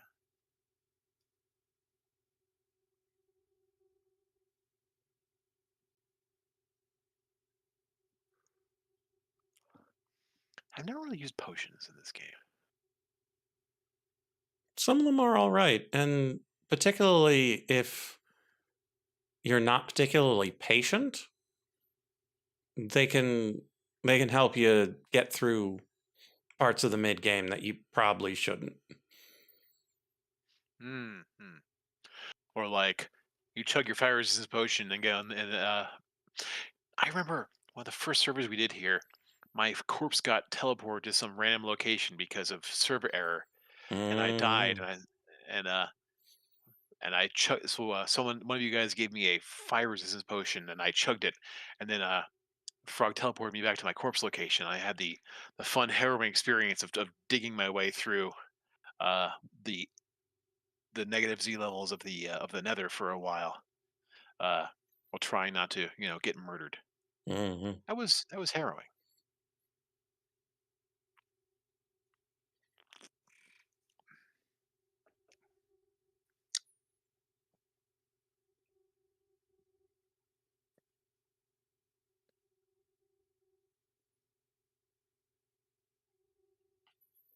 And alternate game modes that make them worthwhile are pretty fun too. Like we would never do an ultra hardcore thing here, but even just Oh turning yeah, off sure. health regen, even without the hardcore part, suddenly potions matter. Oh sure. I suppose they're also better for like PvP because strength potions are better against people than they are against monsters.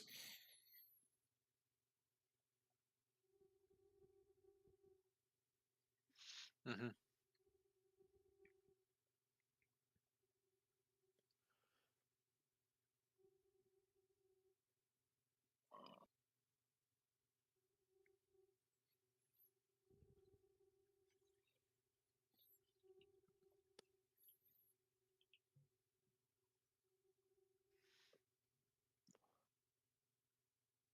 Yeah, it does make me think of there's a scene in the anime Overlord Hmm. where clearly based off where the scene is basically clearly based off of like D&D third edition or 3.5 or whatever, where the character who is a high level spellcaster before going into battle just spends like a minute and a half casting various spells on himself to protect himself, like detect scrying, uh,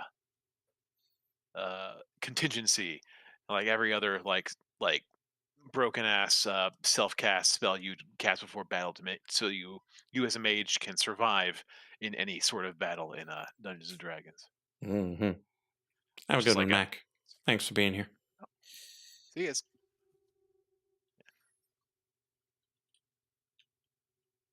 Yeah, is that the one where he's fighting the little vampire? uh huh. I mean, to be fair, he's not wrong to do so. No. And actually, the clip of him casting all the spells and it being posted to Reddit somewhere, being like ninth level spellcaster or 17th level spellcasters be like, and is what led me to discover the anime in the first place. So I'm Oh, like, neat.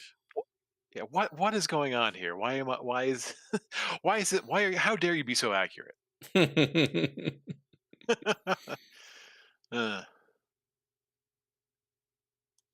you ever do the D&D? Once upon a time.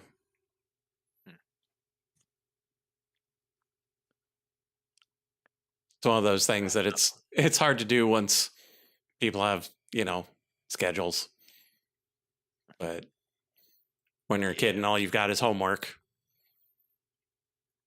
it's pretty nice. Mm-hmm.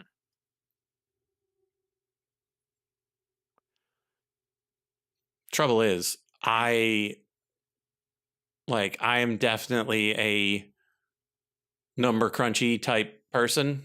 I Mm-hmm. I want to read all of the rule books. I want to know all of the things that are possible. And that annoys people. And I want to make my character act like my character would act, but not in a literary way, in a mechanical way. And that annoys people. Hmm. And so I would end up in groups where you've got some people who very much want to do the role playing literary style, like they just want to feel what is to be felt. And then you got the other half of the people who are just murder hobos. And I'm just sitting there like, none of this lets me do anything fun. Mm-hmm. Mm-hmm. For me, like my kind of fun doesn't fit in just telling a story or murdering your way across the countryside. And so the only way to get a situation where it would work is if I were the DM, and oh goodness, do I not have the time and energy for that. Yeah. Yeah.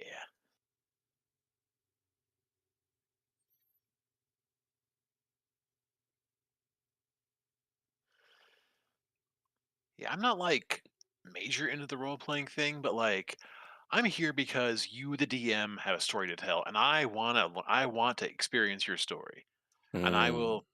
I'll be senior team player.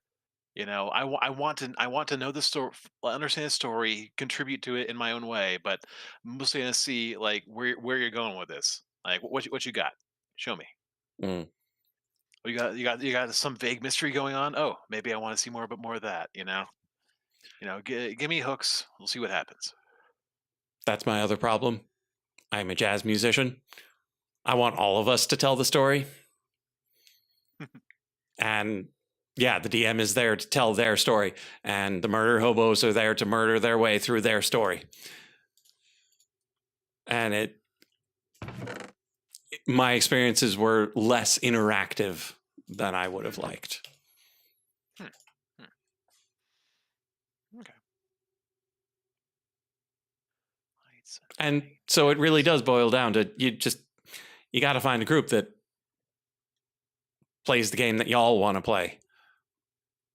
And that's real hard. Exactly. Well, I don't know if it's Yeah. that hard anymore. I'm not part of the scene. I haven't gone looking. With modern technology, maybe it's not that hard. But back in the day, there was one group playing it at that one comic shop that's like 25 minutes away. Hmm. Maybe more. I lived in a college town for a while, and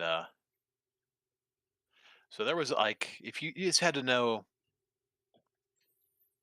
like, that the game, like, and there was a college gaming group like in the area, and Mm-hmm. you just had to, just had to basically not be an asshole. And even if you were, there were groups for that too. It's just a matter of, yeah, again, a matter of finding the right one. And if you're in an area where there is not like multiple games, I can understand that being a like capital P problem. Yeah. Because yeah, I Because got you. then the people are the people, and you have no other choices other than not playing. Hmm. I mean, I know the cliche is no D&D is better than bad D&D, but you know, That's not true. it-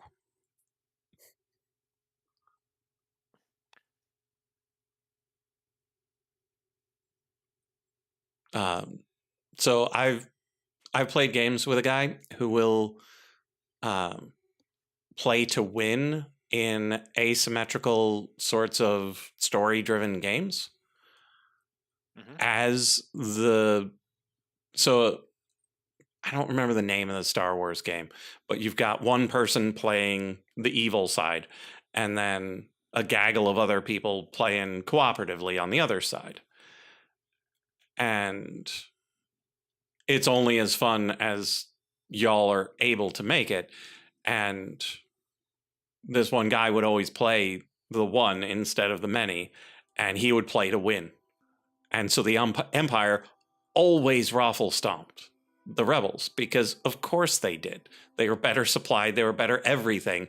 And if they played their cards well, they would have destroyed the rebellion every single time. And that's how the game always went. And I'm like, yeah, not playing that game is better than playing that. Yeah, that's what I just said. Um,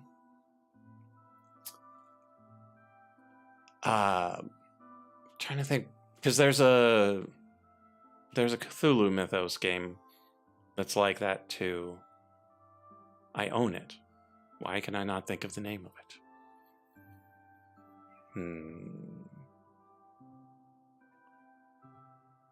But again, it's cooperative on the investigator side, and then one person plays the spooky mansion full of monsters. Mansions of Madness, there it is. But yeah, if the person playing is the madness, plays to win, oh, is everybody having a bad time? Well, except for that one person, apparently. Yeah, like I said, no D&D is better than bad D&D. Mm. Like, it's better to not have a bad time than it is to try and than it is to have a bad time. That's true. Suppose I heard you backwards then. Yeah, I understand. It's one of those cliches you hear about I get from some gaming forums, like, oh, it's, one of those constant credo things where you're like, okay, yes, you don't have to say this in every single conversation, please. Yeah, whereas everything I hear phrased similarly to that is more like the pizza side of things. Ah, yes.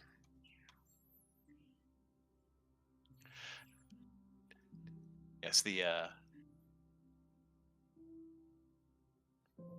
Any pizza's better than no pizza. and even when bad pizza, even when pizza's bad, it's still good. Which I also disagree with. Yeah, I've had some bad pizza. Like, I can't stomach Papa John's, and there's some type of frozen pizza. I don't remember which kind, but it tasted like blood. And, like, I would rather eat blood than that blood tasting pizza.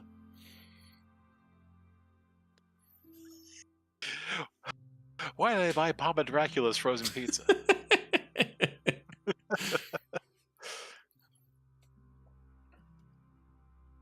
Ah, that would be pretty funny, actually. Did you actually look at the ingredients on this? It's literally just blood. Uh, I get it. Am I an extra garlic? No, you can't.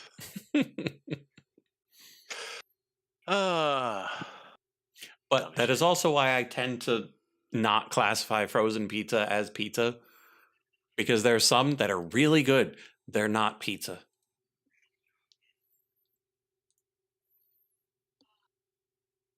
And so, like, if you treat Totino's as pizza, it's terrible. But if you Like the don't pizza treat it, rolls? no, like they have the party pizzas that are Oh, okay. like little rectangular, like they're not as small as Elio's. They're probably about a foot wide by 8 inches, something like that. Hmm. But they're thin crust pizza. The cheese is not cheese. The sauce barely exists. Huh. But they're really good. They're just not pizza. And so if you're craving pizza, they do not serve that craving. But if you want, like, trying to think of how to describe it, because like it's more of a tasty cracker sort of vibe. Okay. Uh, I get you. Kind of like back in when we lived in Ohio, there was a place called Donato's, which had like like everyone's like, oh yeah, this is great. It has like that cracker thin crust, and actually, a lot of the like I find that the frozen pizzas uh, Mm-hmm. that try to rise generally are not very good.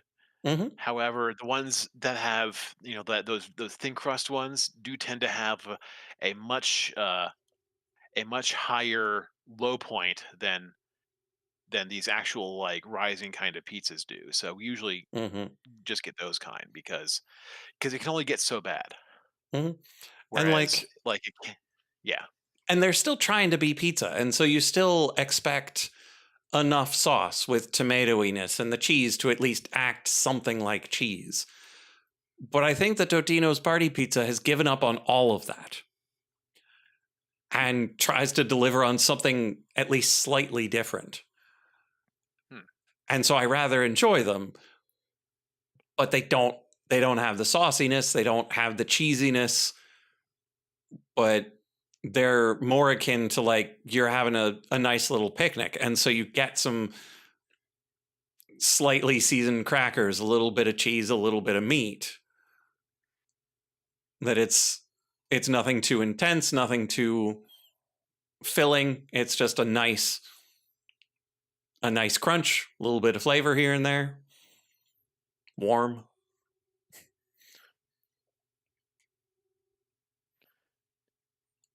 What Tempered is that? expectation. What is that goopy green thing you just threw at that guy? Oh, I'm pretty sure that's from my bag of spores. Oh, I I have a spore see. sack charm. Whenever I get hit, here, let's take a look. Hit me. Unfortunately, now your thing is buffering, so I can't actually see them Oh, hit you. great.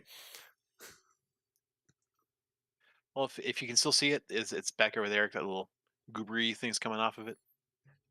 Let me Hit me again. refresh, see if it'll load back in.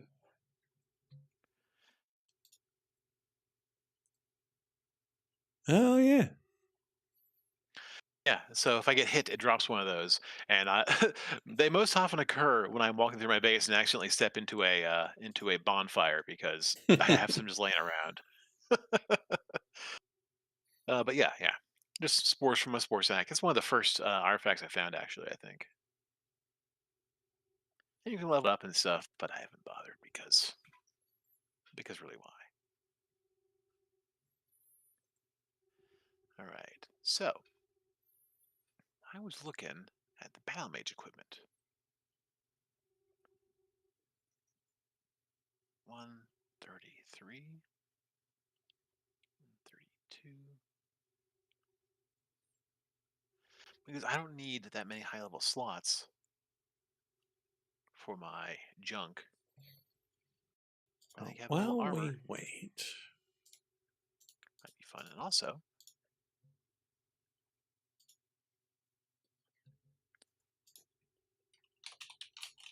make these from diamond equipment. And so maybe I'll have some diamond equipment around that has some decent enchantments on them I can use. Is it just diamond? Gambison. Yeah, just diamond. Oof, that is upsetting. We recently went to a Korean grocery store and saw some Aloha apple iced tea that we hadn't had since we were in Hawaii, and it is our absolute favorite drink. And we're like, oh, we should get it. And then we're like, oh, we should see about getting it at home. So I was like, I've got some time to kill while waiting for my UU matter to generate. And so I look it up, and it's like, yeah, $2 a can for an 11.5-ounce can. Hmm.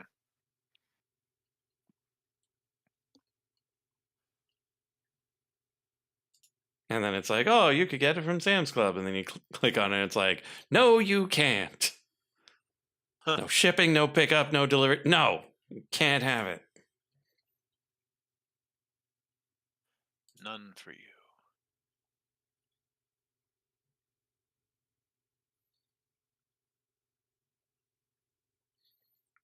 H Mart 219.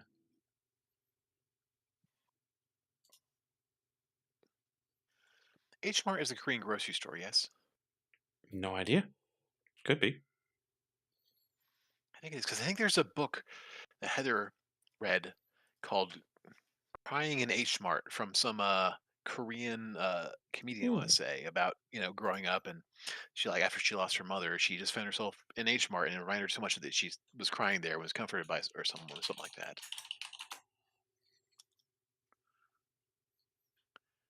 H Mart is the Chills largest Asian supermarket chain in the United States, specializing in Korean and other Asian groceries. Mm-hmm. Founded in 1982, single store in Queens. Headquartered in Lyndhurst. Really? It's up in Bergen County in New Jersey. Not my part of Jersey, but I recognize the name. Joycey. But there are a lot of Hursts in New Jersey. You know what they say, love Hearsts. Chiselhurst. It's one of those things that you don't notice is weird when you're living there. It's just places are named what places are named.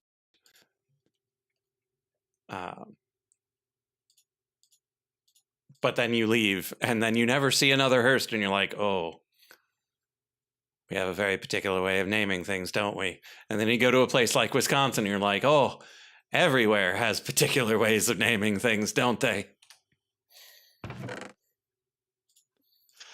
Oh yeah. Do your burgers have an H on the end? Sometimes. Maybe, maybe not. Depends on who's asking. Were you settled by the English, by the Germans, or someone else? Uh, do the French have a particular thing for their towns? I would imagine Fiddle. they would, yeah. Yeah, town is literally ville in. Yeah. So like Louisville and such. So that yeah, that, Yeah. that all Yeah, tracks. that tracks. Yeah. English should be like land or something like that, or ton for town. Sure. Yeah. Chester. Oh Uh, yes. trying to think of the ridiculous town names they've got in England. But yeah, anything that ends in sure. Indeed. You can find hobbits there. Mm-hmm. Oh, I saw In the a short. Zillow gone wild of a mansion that was up for sale that had its own bag end wing of the mansion. It was I don't like know how to take that. 30 million. Like it was just bonkers. Oh boy. Nonsense be nonsensing.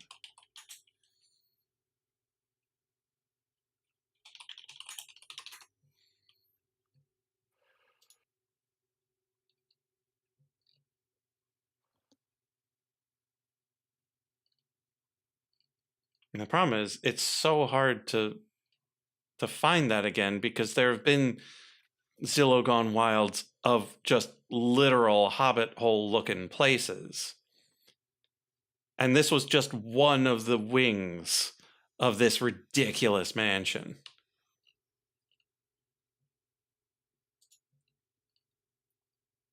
What a world. Oh well. This is where we're at.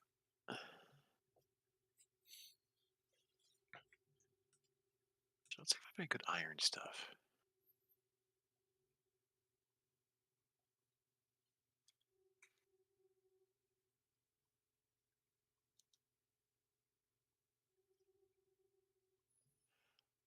So you got luck and health.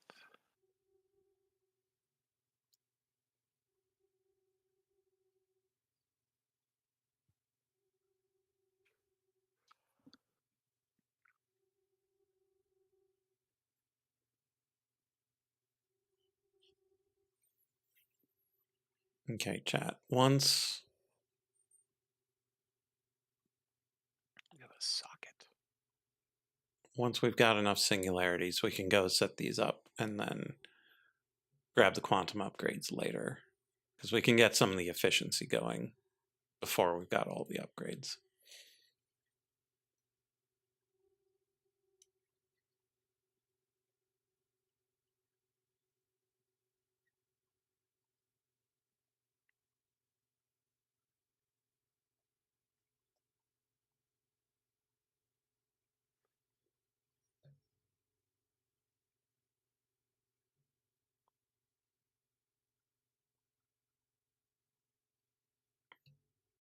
Suppose I could ask the internet, like, how do you make an apple iced tea?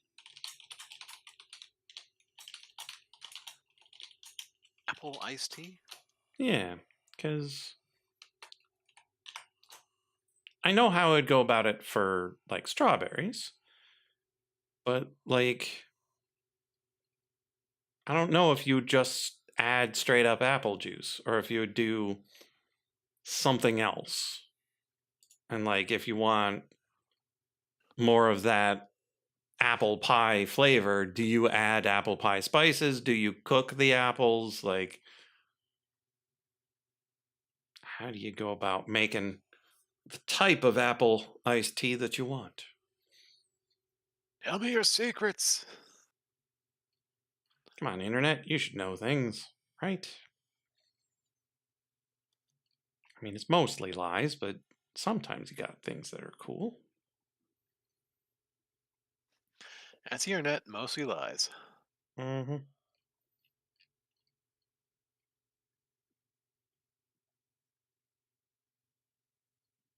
Yeah, because most of these are your barkeep. You've got iced tea, you got apple juice, do your pineapple pen thing, and voila.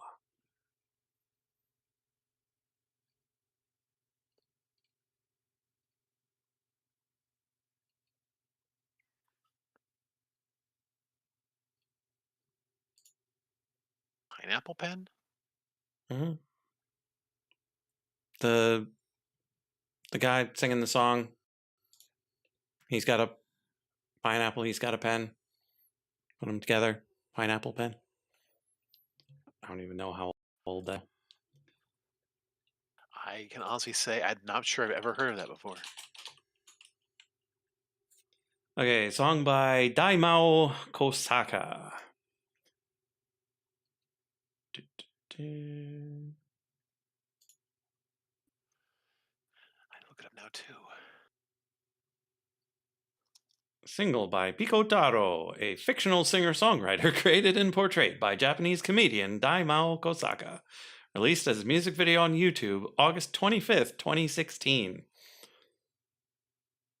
As of February 2025, the official video has been viewed more than 173 million times. Yeah, I must have missed that one. Yep. Oh, well. It was riding on the coattails of Gangnam Style, doing that sort of odd Asian, we have no idea what's going on, but we love it sort of things. Japanese game show effect. Mm-hmm. Okina Senpuke! Pulls out the giant fan.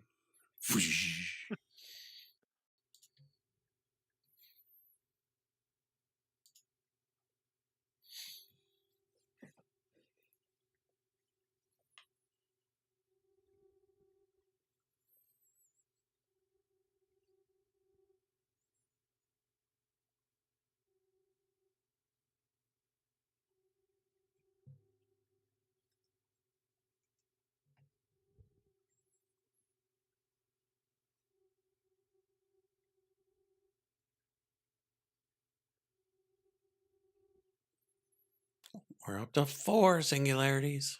Just one more. Excellent.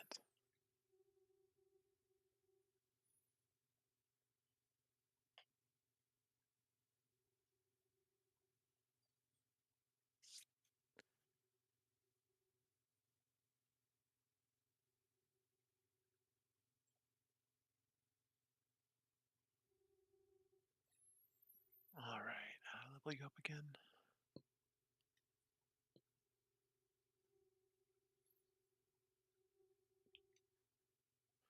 2 blaze rods and then 2 ender pearls and chorus fruit.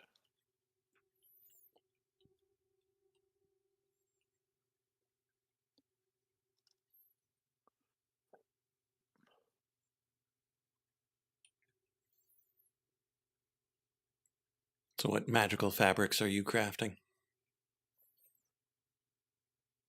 I'm just making the battle mage equipment instead of the I see. instead of the squishy sorcerer equipment, just to see, how they stack up. Yeah, Because like I was because I saying, can I don't see. really need all the. Hmm? No, I was just gonna say that I can see generally what's going on, but in the tiny screen I can't see the detail. So I just see it waving around blaze rods and magical fibers and Okay. swooshy lights. I mean, you have the swooshy lights.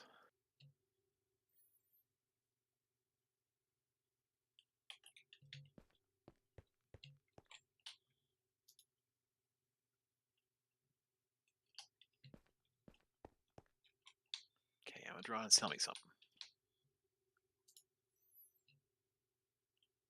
Turbine blades, huh?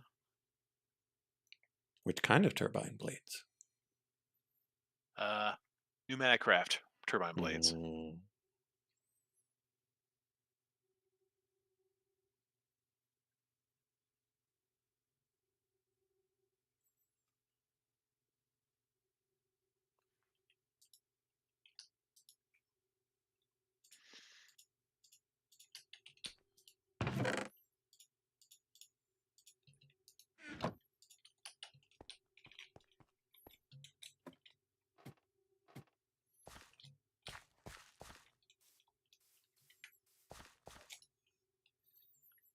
Okay, time to set up some more electrolyzers.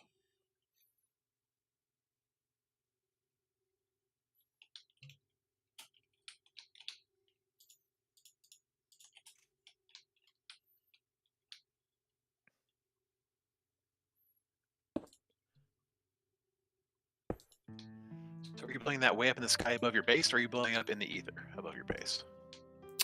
Just the normal sky. Okay, I'm just curious. I feel like the ether spawns too many enemies just randomly for it to usable as a okay.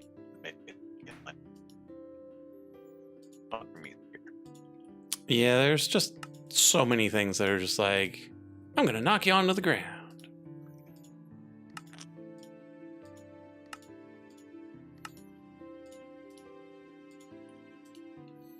Oh.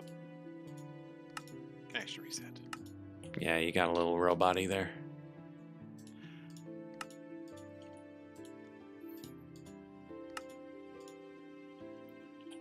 How about now? Seems better. Okay, well, I didn't do anything, so I just waited for my computer to catch up.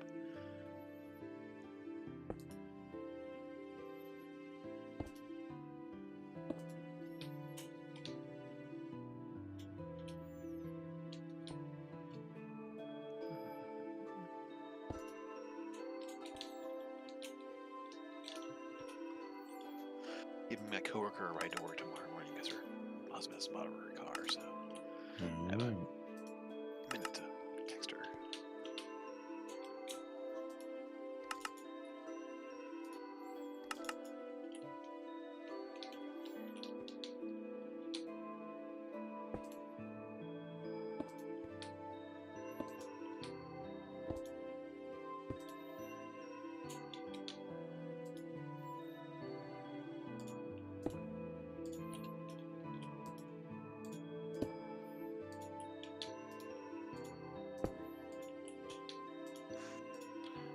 Now I have to nap.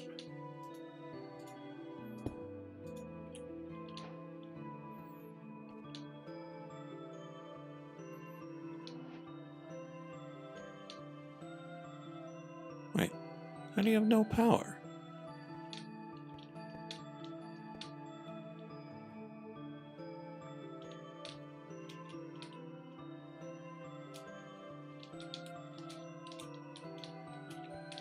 Okay, let's look back at those threads again.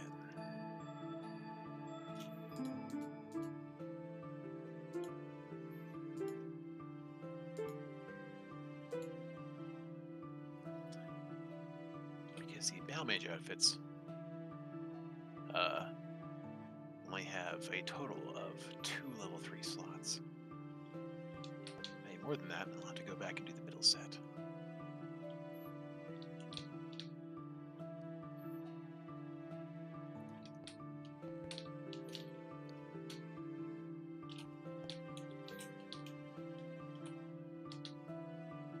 See, so I need 3 for deaths because I don't want to drown.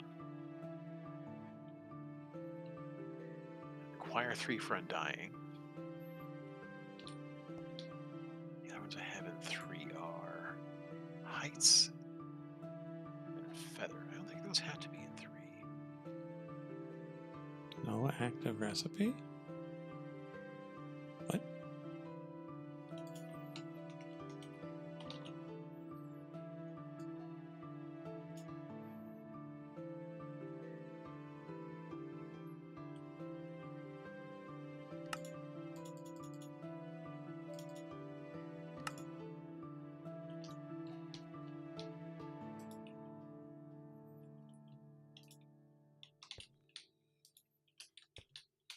Damn it, what's the other one again?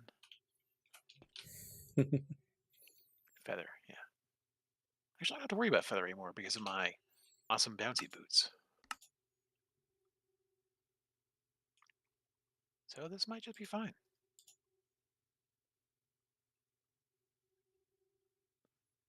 And I just have to run these through the grinding machine to take off all the stupid enchantments and put on insane random enchantments. And then I'm there. Oh, right. It needs the upgrade before it can start working. I forgot.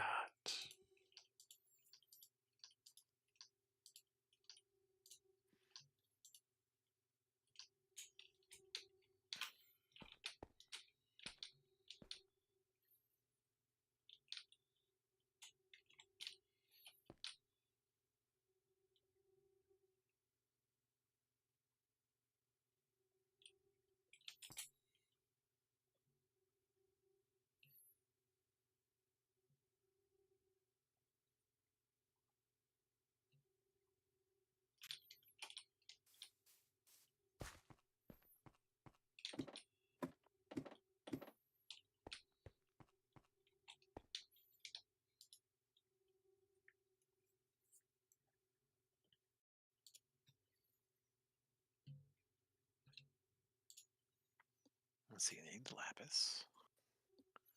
Oh, look, 10,000 lapis. There we go.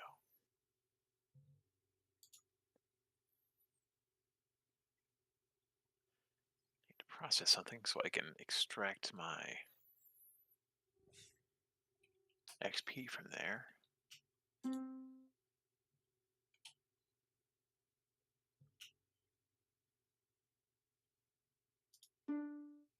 Oh, I'll just go make some more. Pardon, charcoal. Easy peasy.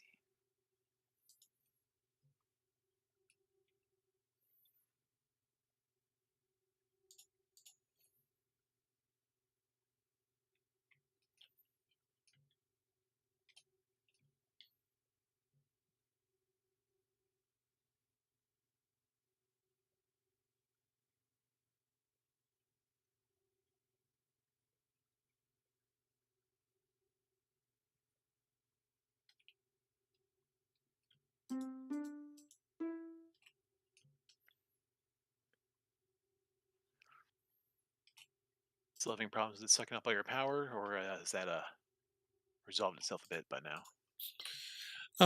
I think I just need to get the whole thing set up, and then it'll be able to keep up with itself.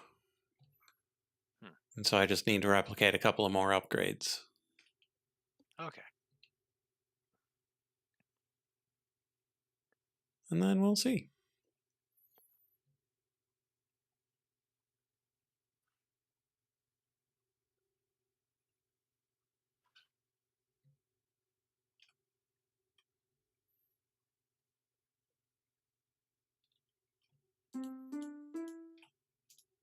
Let's see. Breaking, blast protection, mana boost, respiration. What is respiration?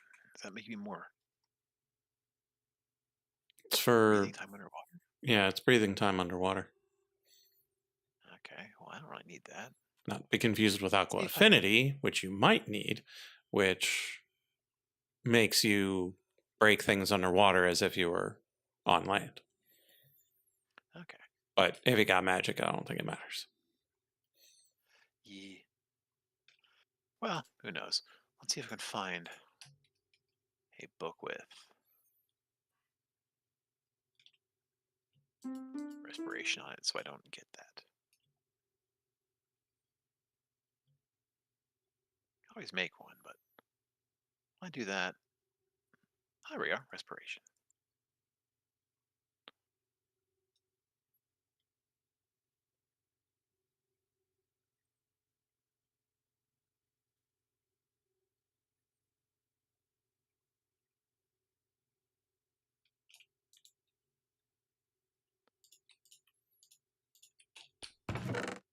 All right, what you gonna try and give me this time? Unbreaking, protection, mana regen, projectile protection. I'm in. Huzzah! Nice.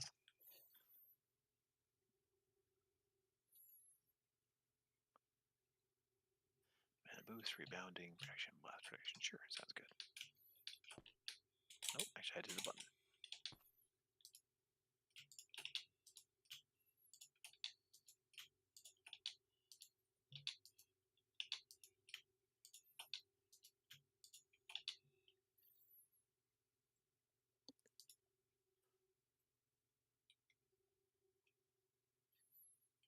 Feather falling 9. That's a lot of feather falling. That's a lot of feather falling.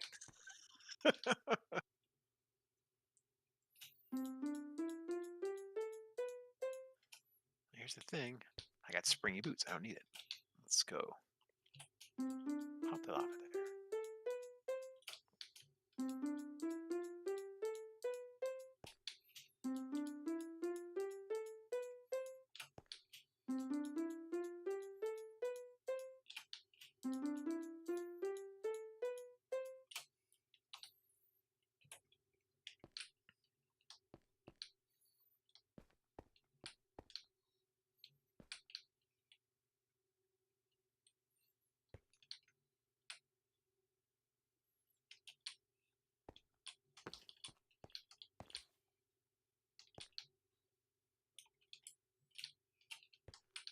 gotta have one with feather falling on it somewhere.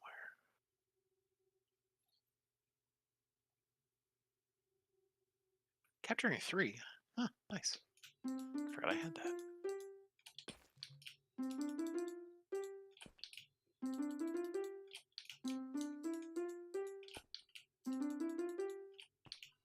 Here we are. Feather falling.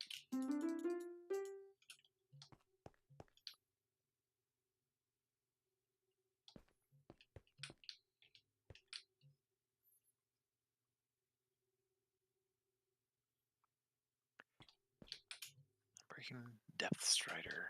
Fire protection. Mana regen. Stable footing. What is stable footing?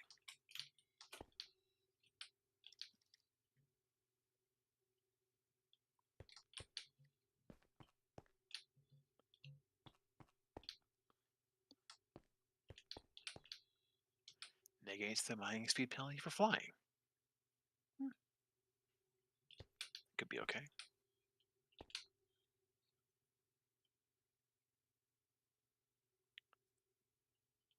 Buy any more levels. This is expensive. Oh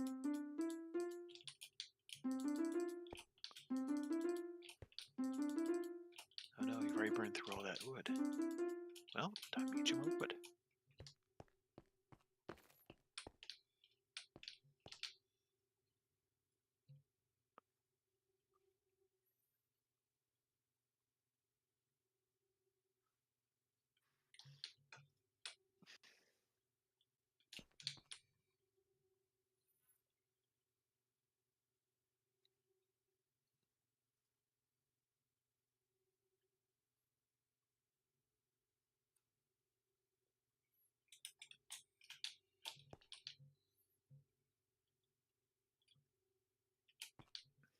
No,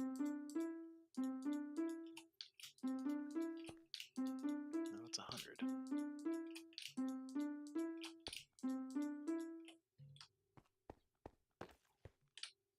So I want.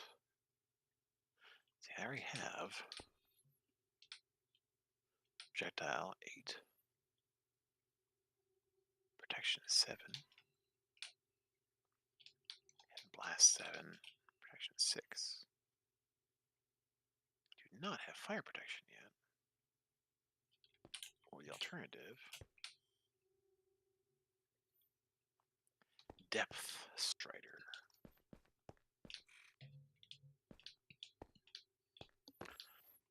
Okay, depth strider.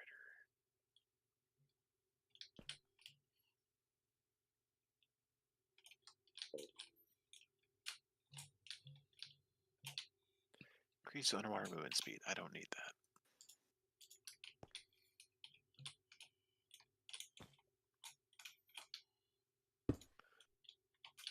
I gotta keep trying to give it to me, so let's see if I have a book.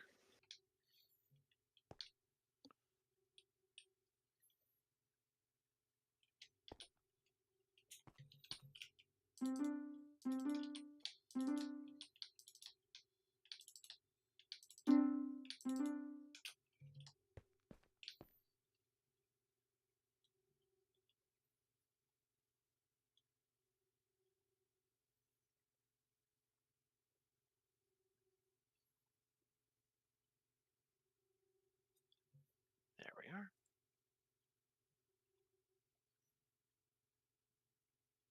Let's force that reroll.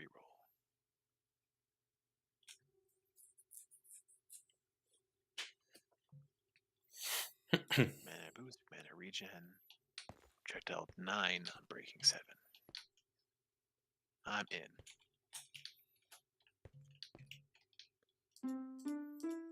Okay.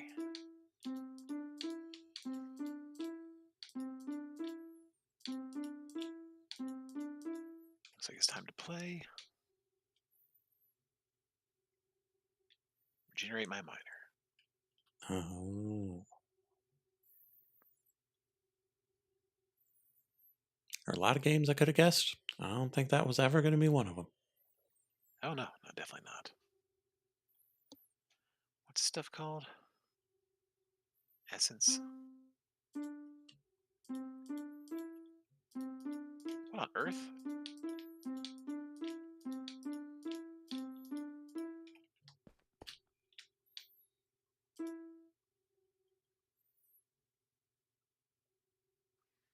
just got blown up by there's a creeper that blew up or something like that, but I don't understand how or why or where. Hmm. And nothing got exploded either, so this is all very confusing. That's very confusing.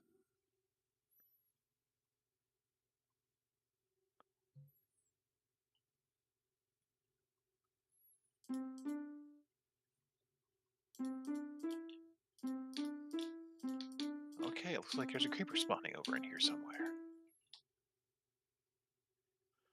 Show me spawn points. Nope, no spawn points. Let's check the rest of the floor. Oh, crap. There's a little corner in here. How'd this happen?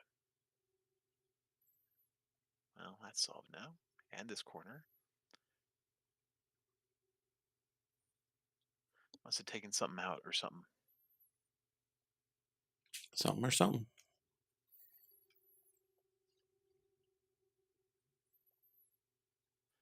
Check every stupid corner now.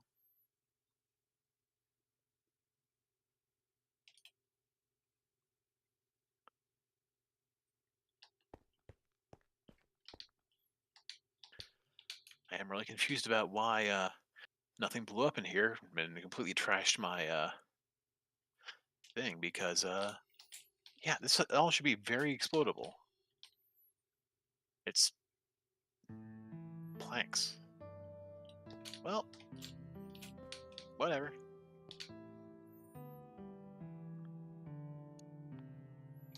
Back to essence. There we are, Otherworld essence. And gem? Yeah. Just guessing at random stuff.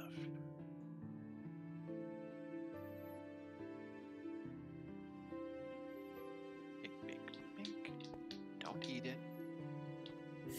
Do not eat the Otherworld essence. I doubt it's good for you.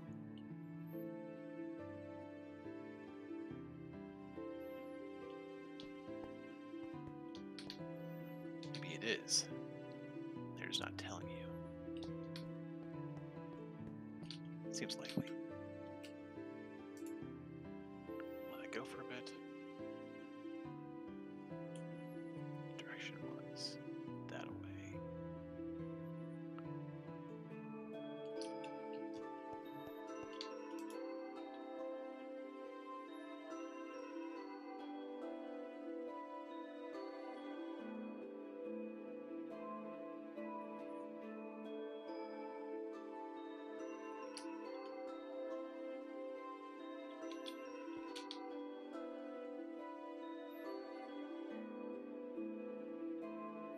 Oh, free spell.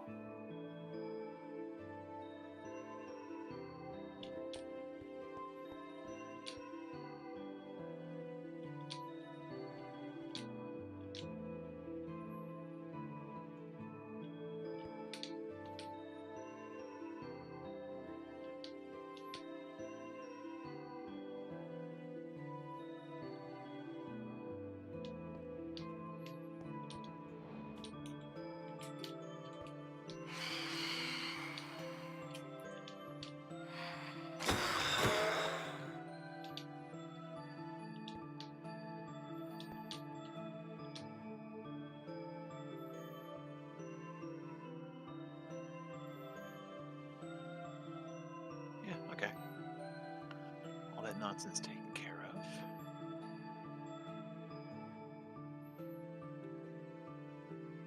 Free chain lightning scroll.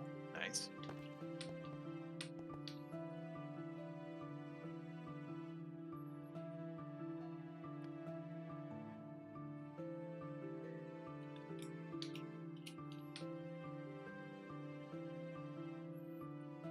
Okay, where was I?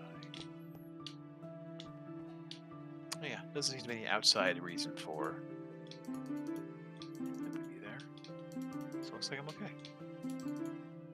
Still very confused why my base does not have a giant hole in it now, but again, I'll take it. Not complaining.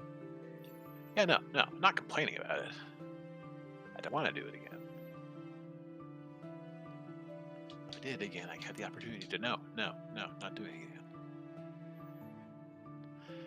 Esmeralda the extra fishy.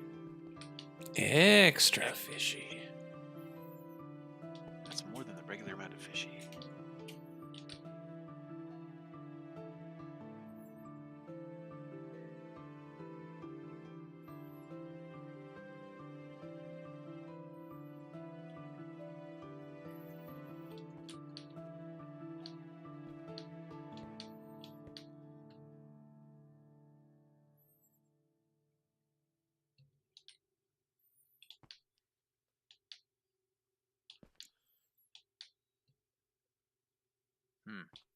Unfortunately, it is a chainmail, it appears.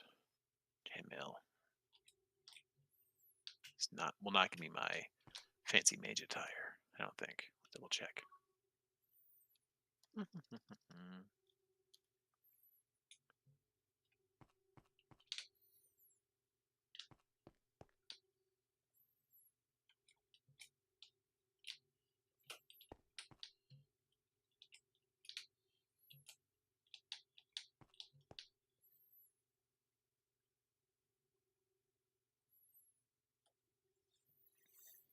Okay, so we're making UU matter pretty quick. Our amount of power seems stable and balancing. Not exactly sure how this balancing is working, but it seems to be balancing.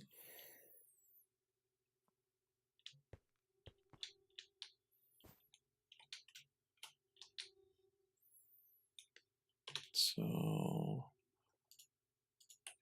let's grab ourselves a bucket of this. How about 4 buckets of this? Head on back to the other replicator. Replicator. Bring that back. And then figure out where we're going to put our spare replicator. And then what it'll take to make it interdimensionally accessible.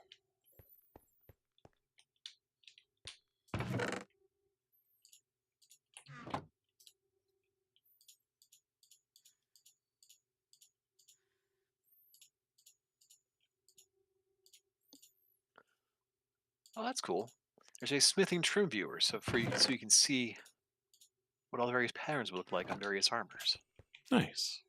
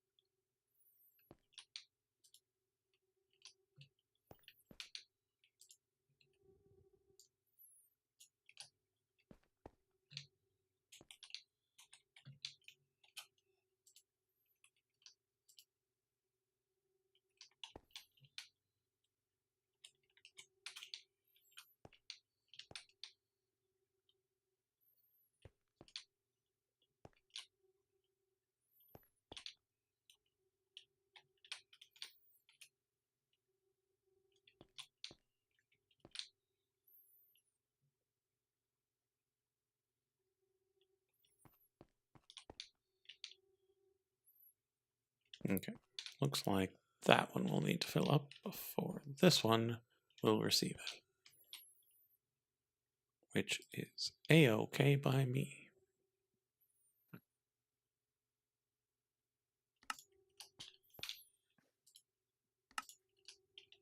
Lightbringer approved.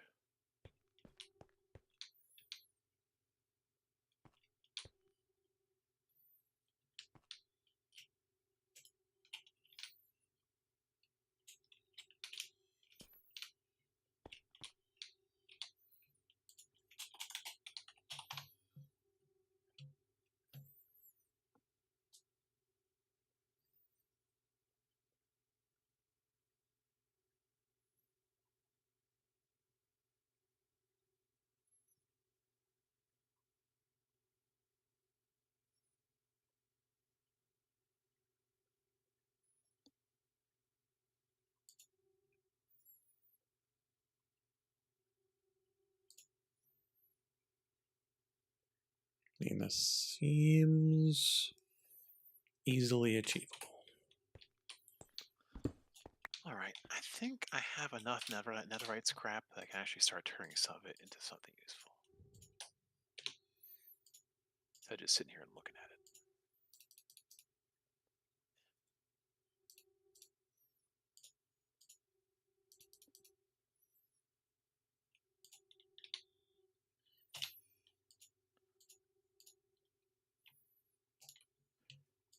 Remind me how you interact with various junk.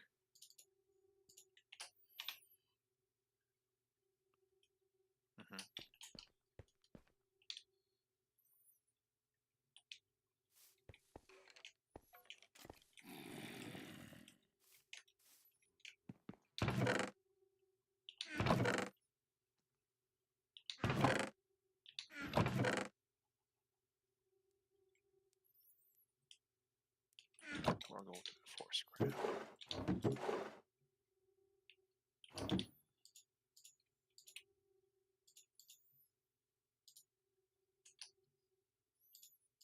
Two gold and 2 scrap.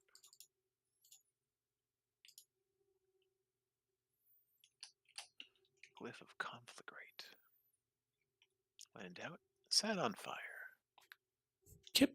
Boom.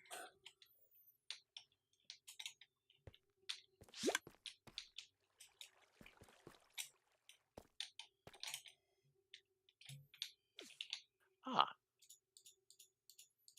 the Ortec is 1 and 1 for 1. That is not bad at all. I used one. Good thing I've got thousands of spares.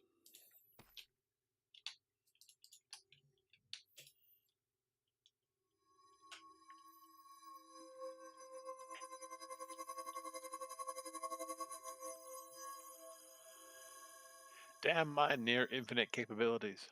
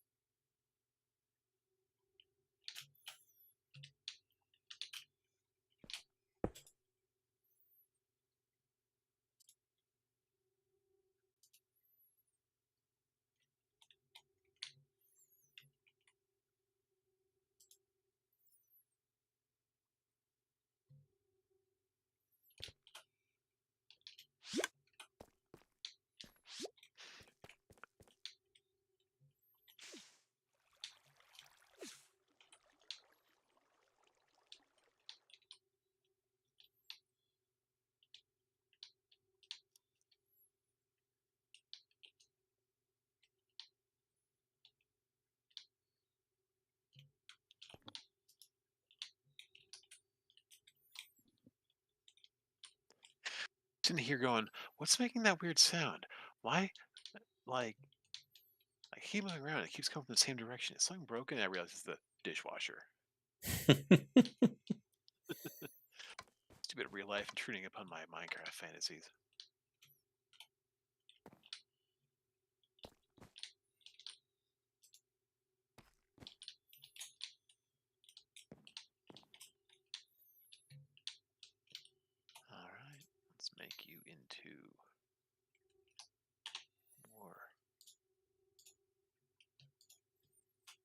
S tiers because it's the only way you're useful.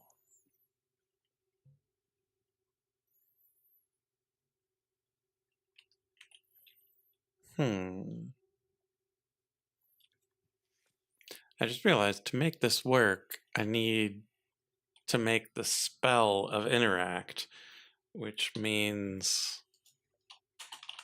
I need to make the spell book.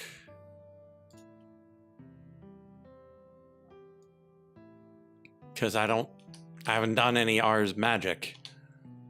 So I don't know any of the glyphs.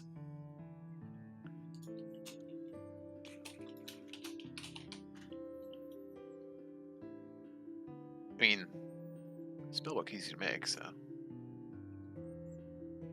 Iron tools in a book. Uh-huh.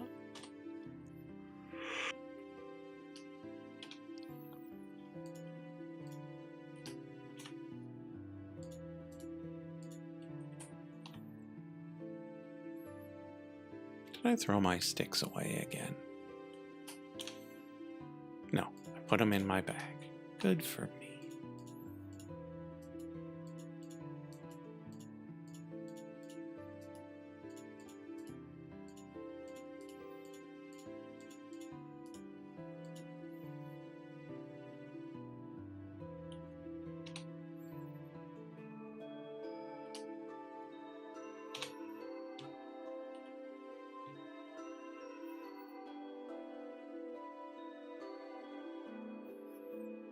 Okay, so not the hoe.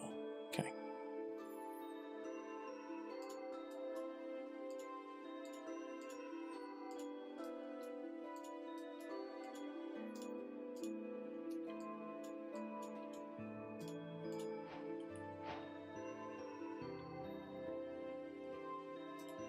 Unbreaking X. Nice. That is not what I meant to do.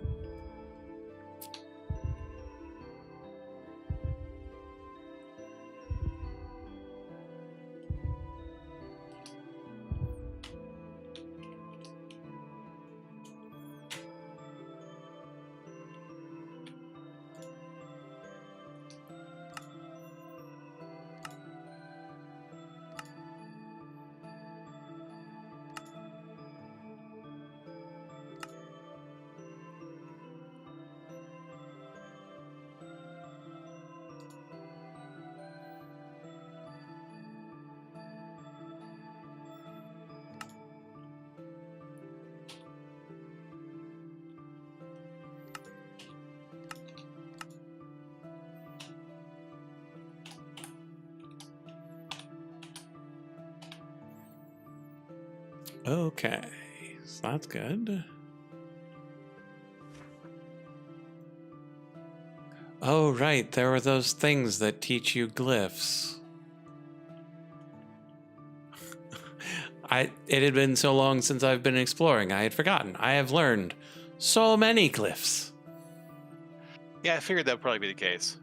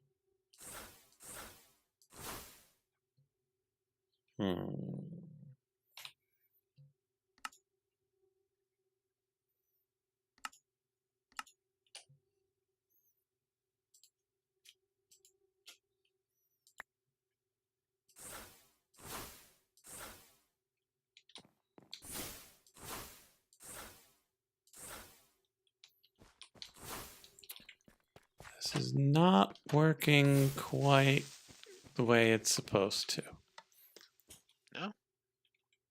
Yeah, so I've made the scrying crystal.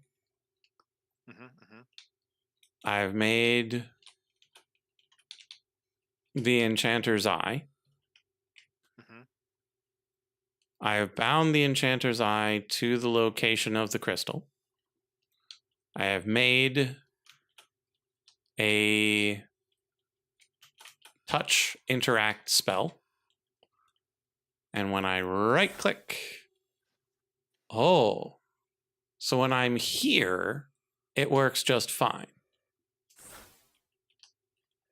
But when I was farther away, it opens it up for just a split second, and then it disappears. Is your thing loaded? Yeah, I'm still in the same chunk, but the graphics aren't loaded. And so like I'm in the same chunk down here on the ground. And I use it, and it just really quickly flashes. But if I move up such that I can see it, oh, still no. Still no. Yeah. And so if I'm close to it, like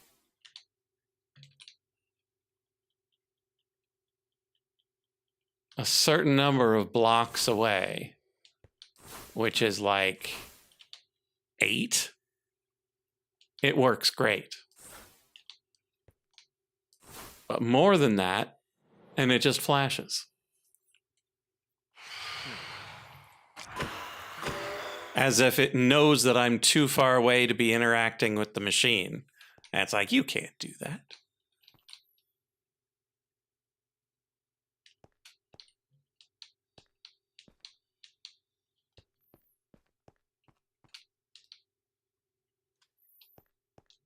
That's really annoying, because I was hoping that I would be able to access this thing remotely, such that I could replicate from anywhere.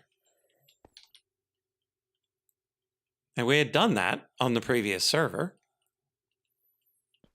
Did it work from... I don't remember using it from super far away, but maybe it did. Well, certainly farther than 8 blocks. Oh, yeah. Like, I could get if it didn't really want to do it across dimensions. Sure. Makes me wonder if I have to put it farther away and use projectile. Let's try that.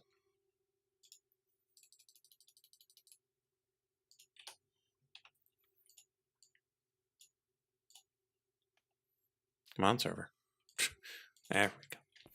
And so we put this a couple blocks away.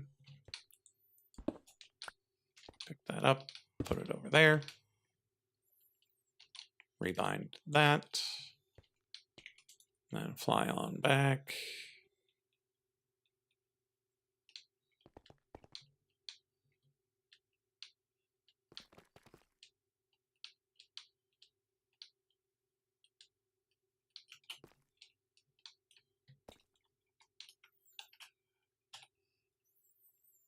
Swap it back to projectile.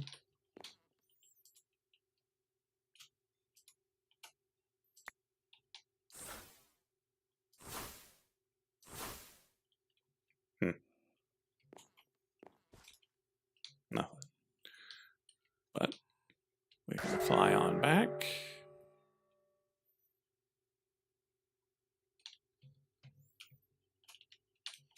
See what it's doing.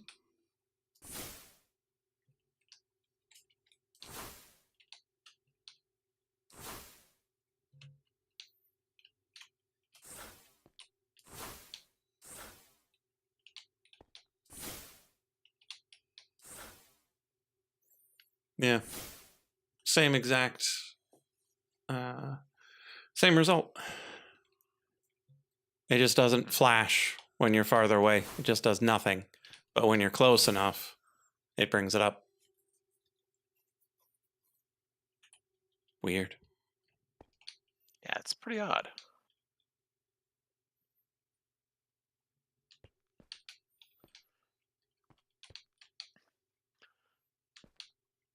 like it just sounds like there's some kind of like forced interaction range limit or something like that that's just not telling you about or something. I don't know. Yeah.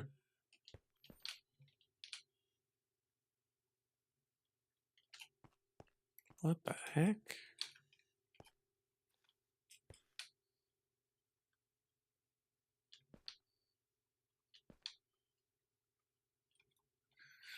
Yeah, this thing is being weird. I'm gonna run, grab some power, recharge this thing.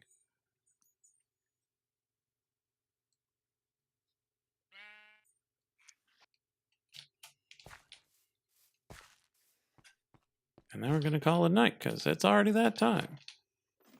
Oh, is it? Goodness. Sneaks up on you sometimes.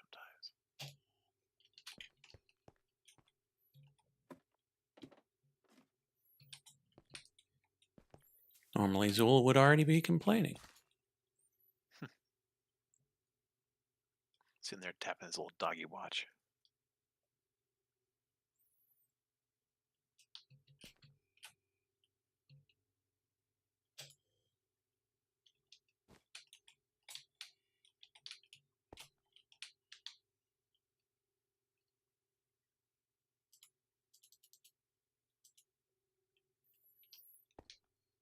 Yes, dogs have watches. We all know.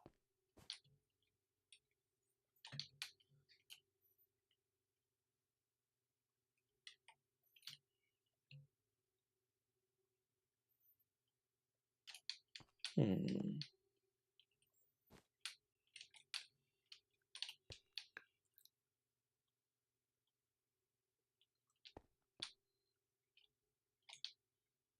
Speaking of dog watches, I feel like I'm being stared at.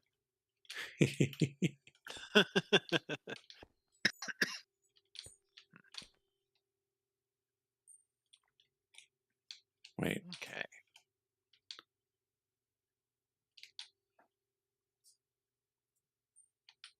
Okay, I'm gonna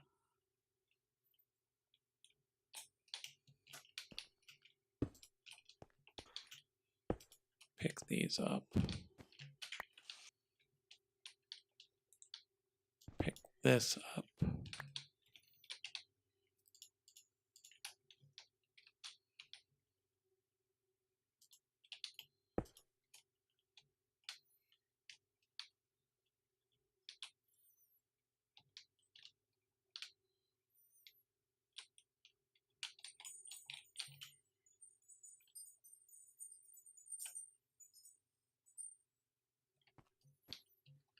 Yeah, it might explain why it was losing power. One of the turbines wasn't actually providing its power. Oh, that's convenient.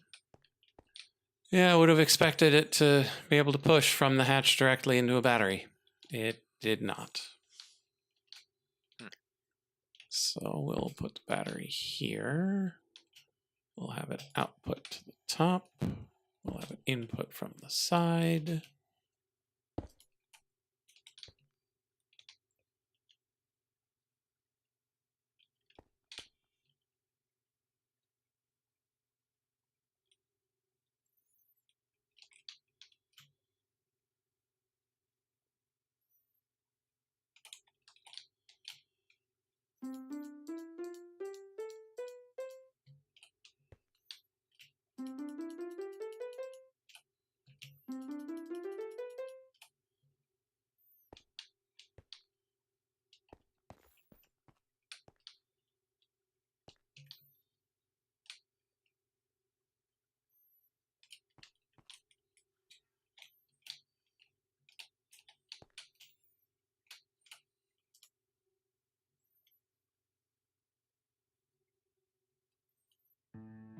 Okay, so this will run at fairly high efficiency for a bit before it runs through all its fuel again.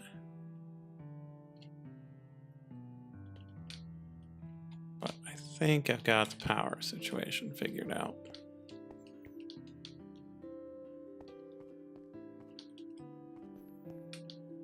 But it ran for a surprisingly long time for only being at 60% efficiency.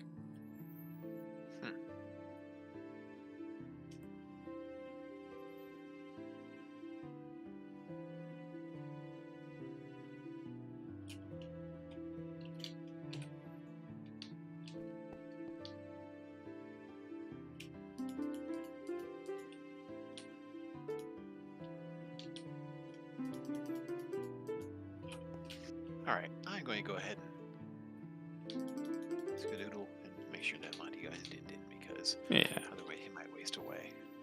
Sounds good. So you have forgot to stop streaming. Bye. So you go ahead and have yourself a pleasant evening, and I think we'll be back on Thursday. Hopefully, Frog might be around, depending on how things go. Yep. See you then. Thanks for everybody in the audience for being here. We'll see you on Thursday. Bye-bye. Toodaloo.